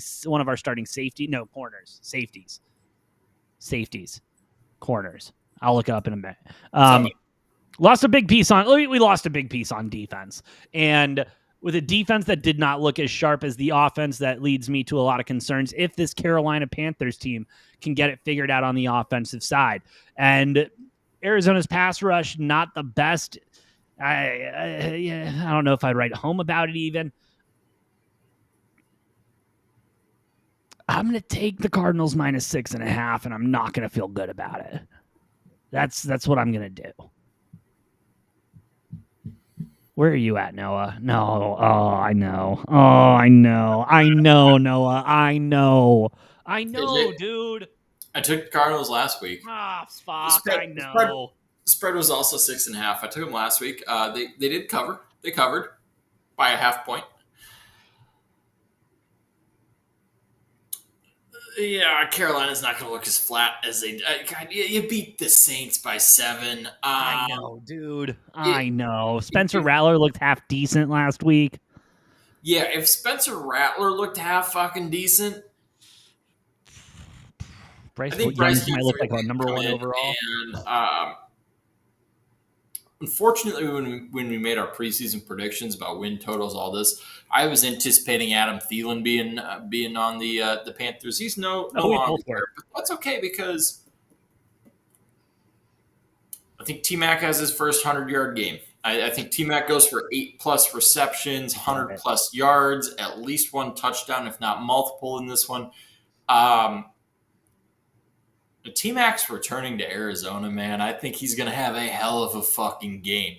If you're playing DFS or if you do happen to have T-Mac on your team, please do not leave him on the bench this week because I think he is going to torch that Cardinals defense. Is it going to be enough for Carolina to win? I'm not sure. I still kind of like Arizona to win this game Yeah, at I get home, that. but at a 6.5 point spread, give me Carolina to cover the spread. Give me the over in this game. This is a particularly low over Yeah, under, and points, after points, points. Jacksonville kind of had their way with Carolina's defense, I think Cardinals are going to be fine scoring. I just think I think the Panthers are going to be able to go tit for tat. I think this is a one-score game. It comes down to the end of the fourth quarter, and this one's really a toss-up for me. If you're talking money line, it's really a toss-up. But I do love Carolina to keep this under a touchdown. I get it. I get it. I get it. Enough said. Next game on the slate, Noah, we've got the them Denver Broncos going up against the Indianapolis Colts. Colts plus 1.5 at home, plus 105 on the money line. 42.5 is the total money. Got 61% of the bets, 80% of the money coming in on the Broncos on the spread, and 81% of the bets, 64% of the money coming in on the Broncos money line. So you are seeing a little bit of a bump with that Colts money line after Indiana Jones's first performance with the Indianapolis Colts. And I got to say, Noah, like I've been saying, give Daniel Jones a solid running back, okay offensive line, and a couple wide receivers. He can do just fine. I'm worried about Bo. I think maybe Sean Payton opened up the playbook a little bit too much for him. He was bad. It was not a good look, dude. It was at home too. Against a probably bottom 10 defense in the league in Tennessee. Yeah, it really wasn't maybe bottom 5. On Tennessee's defense, I don't think there's a lot of good pieces there, and I don't know what's going on with that, but. And then on top of that, the Titans, like we've said multiple times now, there's 8 less drops. Titans probably win that game. Cam Ward looked unbelievable, and the offense was just, they were just dropping balls left, right, and center. And we didn't see that at Indianapolis last week. We saw a lot of completions. We saw a lot of good catches. We saw a lot of good runs. And Denver's defense at home not looking the best, not looking the sharpest. Give me Colts money line here, dude. I think Indiana Jones and the Colts ride this wave a little bit longer, ride this momentum a little bit longer. I do think they are, unfortunately, playing their best football now and not later. Maybe I'm wrong, but I'm going to ride this Indiana Jones train a little bit longer. Noah, give me Colts money line. Interesting. I'm on Denver with this one, just with how low the spread is. I think Denver gets out to the weakest 2-0 record of the season. I don't know. We'll see. I mean, if the Cardinals win, they're at a pretty weak 2-0 as well. But I think Denver is going to be at a sad little 2-0. Their fans won't be sad because they're 2-0. They haven't lost a game, but I think Denver ekes this one out. I think they eke it out. I'm not convinced with them. I think we're seeing the regression from Bo Nix that I didn't even think we were going to even need to be talking about regression because I thought he was just going to come out the gate and fucking suck. But apparently he decided he wanted to, little screen pass boy, wanted to have a nice little rookie year. This is an ugly game. I think Denver gets it done. I think Daniel Jones is not going to look anywhere near as good as he did last week. But I do think it'll be a close game. I think Denver ekes it out. I don't think Bo Nix is going to look any better. I think he's in for a rough season. I think Denver misses the playoffs this year. Them and Washington were my 2 biggest picks. Them, Washington, and Detroit were my 3 biggest picks for teams that made the playoffs last year who will not make the playoffs again this year. Fair. And I know Detroit's a hot take. Denver, Washington, maybe not quite as hot, but Washington was in the NFC Championship game, and I think they missed the playoffs. I think Denver misses the playoffs, but I think they get out to a 2-0 start here, playing 2 AFC South teams. Yeah. And hey, that's sometimes a benefit, play 2 AFC South teams.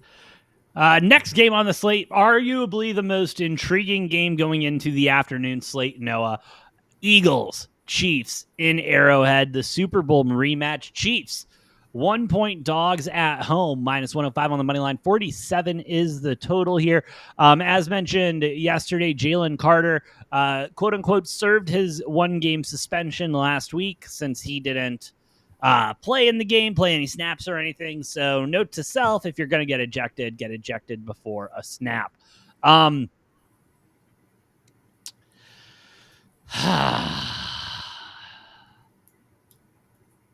What you got? I'm not stoked, dude. I'm not feeling good. Okay. And like I said yesterday, the thing that concerns me about the Chiefs is they don't look any different from last year. And I could take going up, I could take going down. They look the same. And that score last week reflected that. And they got to rely on that defense like they did last year and like they have for the last 2 years. That offense is going to sputter. Maybe they get something going, maybe they don't, but it's just going to be kind of up in the air. With that being said, this is Arrowhead. We're playing in Arrowhead. I'm doing it. I'm going to go Chiefs money line. I'm not feeling good about it. Oh boy. I'm going to ride the roller coaster though. I don't feel good, dude. I don't feel good, but I think if they got to figure something out. I think the Chargers game was hopefully it was a wake-up call, but I doubt it. Interesting money split we do have here. 26% of the bets, 93% of the money coming in on Eagles plus the 1.5, which is wild split there. But 65% of the bets, 83% of the money coming in on Eagles money line. What you got?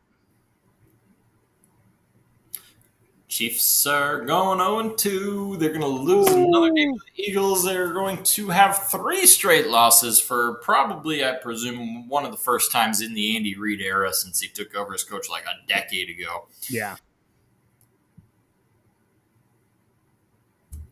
I just don't see it. I know, dude. The hard part here for me is Chiefs want to win this game. They got to put together a perfect game. Eagles want to win this game. They don't have to put together a perfect game. They didn't have a perfect game against Dallas. They still won. I'm not saying, I think the Chiefs are better than the Cowboys. Not by a huge margin, actually. But, yeah, it's going to be interesting for the Chiefs. I don't know how their fans are going to cope with starting 0-2 to a season. I know they lost to the Lions in the opener like a year or two ago. Yeah. And then they bounced back just fine. But Chiefs going to go down 0-2, and it's going to be interesting when they are potentially sitting 2 games back from they will be, if they lose, 2 games back from either the Chargers or the Raiders who play each other, and potentially Denver as well. It's going to get interesting. I think this line is too low. And I think Philly's going to have their way with Kansas City, much like they did in the Super Bowl. We're going to see more belt to ass here. That's fair. I don't think this game's particularly close. I don't care that it's in Arrowhead. I get it. Let's move on to Sunday Night Football, Noah. We've got the Falcons and the Vikings. Vikings -3.5 at home, -195 on the money line. 44.5 is the total. This is an interesting one. I will say this is an interesting one. The public doesn't think so as much. Kind of lopsided on this one. 77% of the bets, 52% of the money coming in on the Vikings, 92% of the bets, 63% of the money coming in on the Vikings money line as well. JJ McCarthy, again, he had an incredible fourth quarter. Like, I think we've acknowledged that multiple times. He's had an incredible fourth quarter.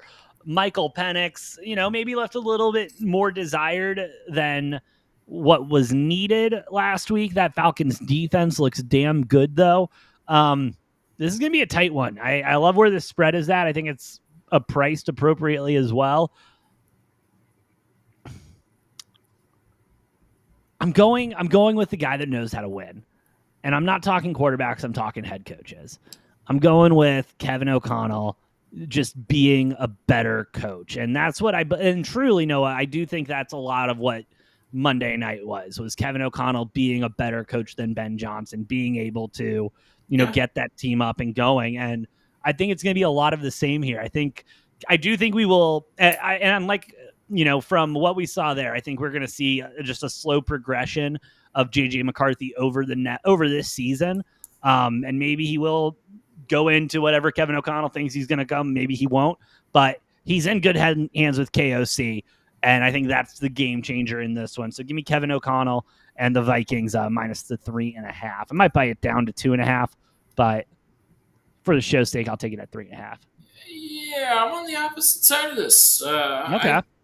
I like Atlanta. I like them to cover. I like Atlanta on the money line, ruining the home opener for the Minnesota Vikings here. Yeah, you talk about JJ McCarthy. Great fourth quarter. You know who else had a really good quarter was Caleb Williams. He had a great first quarter. True. But Caleb Williams only got one touchdown, and he had to run for that touchdown. Yeah, somehow JJ McCarthy gets offensive player of the week in the NFC. I don't really understand. That was laughable. I don't really understand that one personally, but gotta push a narrative, I guess. Got to. I think Atlanta gets this one.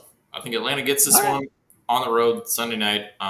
Spicy, I like it. I think it's going to be a tight game, close game. Yeah. But we will see. I think there's going to be an over amount of exuding confidence going into this game, and I wouldn't be surprised if we see one or two first half interceptions being thrown by. Ooh, okay. I see what you're saying. His second ever NFL game. True. Very true. All right, Noah, we got a doubleheader for Monday Night Football because why not? Why not have a doubleheader on Monday night? First game on that doubleheader. Texans, 2.5-point favorites at home, minus 143 on the money line. 42.5 is the total. Public pretty split on this one. 52% of the bets, 58% of the money coming in on the Bucks, but 76% of the bets, 41% of the money coming in on Texans money line there, Noah. So public not really liking what they saw out of CJ Stroud and the Texans last week, and they shouldn't. They shouldn't be happy with what they saw last week, and you shouldn't have a lot of confidence in this team. I don't have a lot of confidence in this team. Let me tell you who I do have a lot of confidence in. Baker Mayfield, loving his new receiver, Emike Mbuka. Give me Emike for a touchdown. Give me Bucks on the money line, and a nice W to start my Monday night.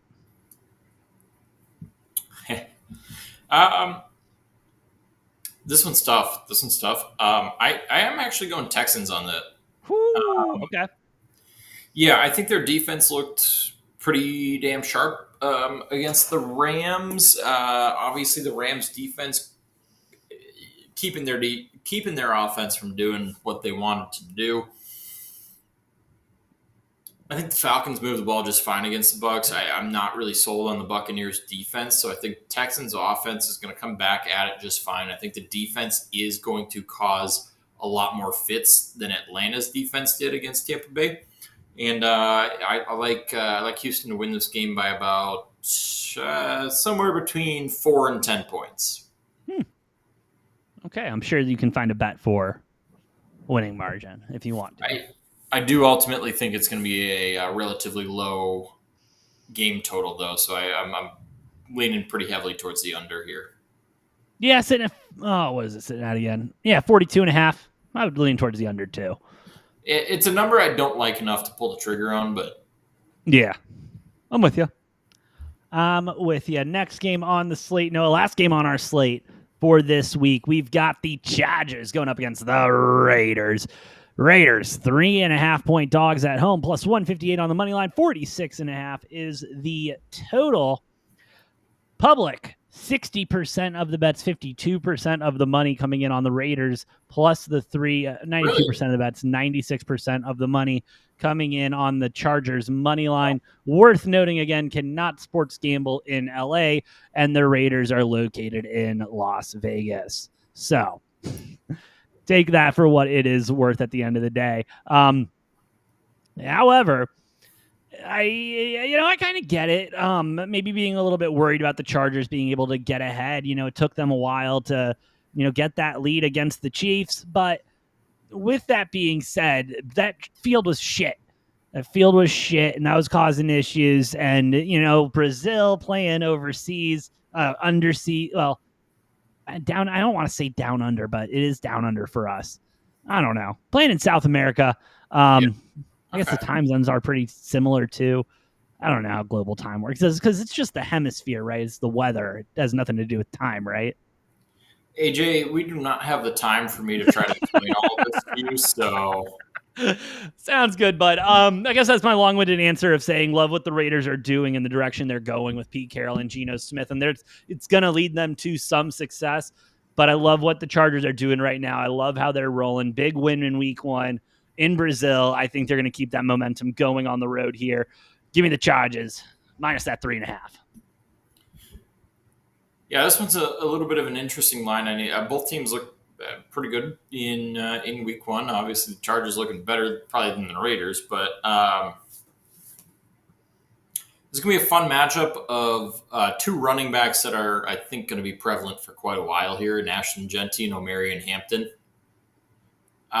Neither of their stat lines were like overly blow you away Week 1, but if you watched it on tape, you watched what was going on, I think both of them are going to be big parts of each of these respective offenses.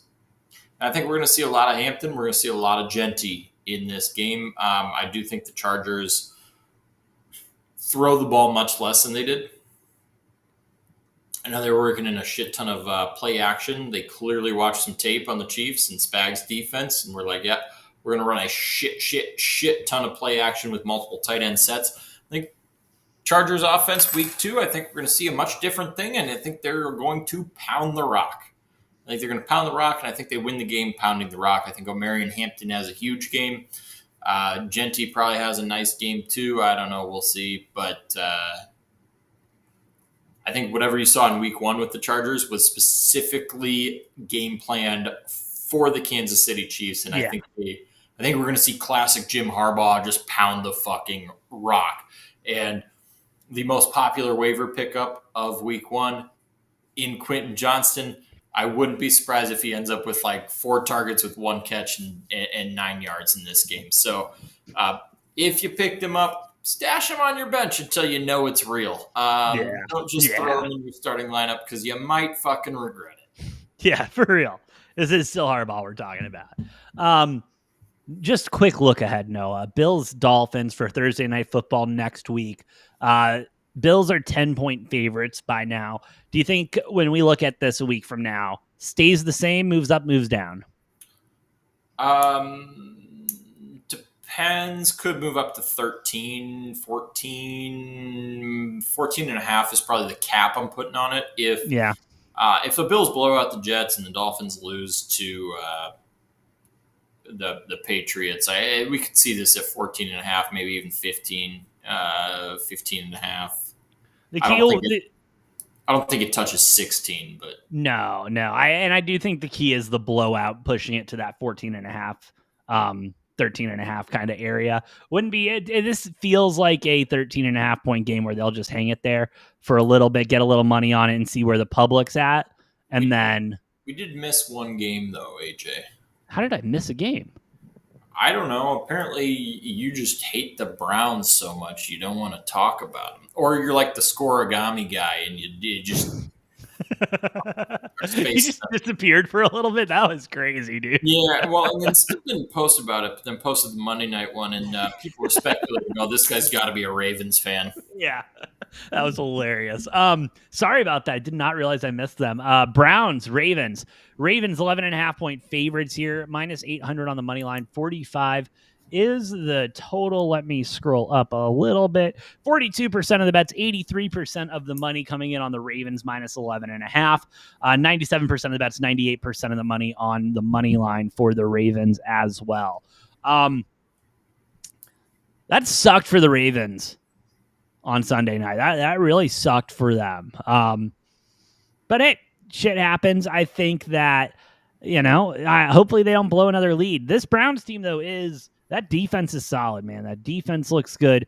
Elite Joe Flacco slinging the ball around. I do think that it's going to cause some issues.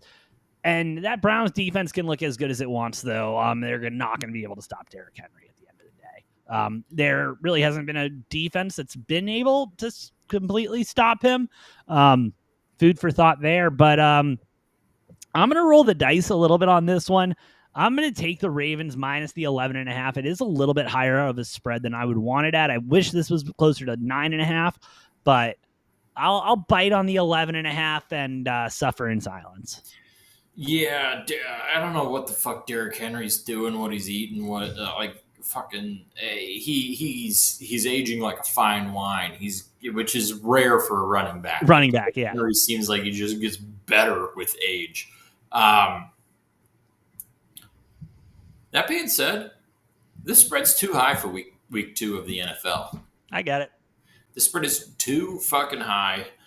I get weary with double-digit spreads in the NFL any week of the season, but week 2, especially week 1, week 3, whatever it may be, double-digit spreads, it's too early for that shit. It's too early for that shit. There's so many unknowns about too many of these teams. Give me Cleveland plus 11.5. I get it. That money is just so interesting to me. 58% of the bet, 17% of the money on the Browns. So the public believes in the Browns plus the 11. Maybe that's including teasers or something like that, because I wouldn't hate the Browns in a teaser. You mean the people with no money believe in the Browns? True. That's their ticket. People putting money on it are all over the Ravens. Yeah, that's true. Anyway. Well, no, with all that being said, you got anything else for college football or NFL this weekend? No, that's what we got. Sweet, dude. We'll be live again next week. Time permitting, I may be live tomorrow for the Thursday night game. Just got to see how scheduling works out with that. But yeah, we'll be live next week, breaking everything down and giving you more picks and a little bit of everything else. We got the Ryder Cup coming up too.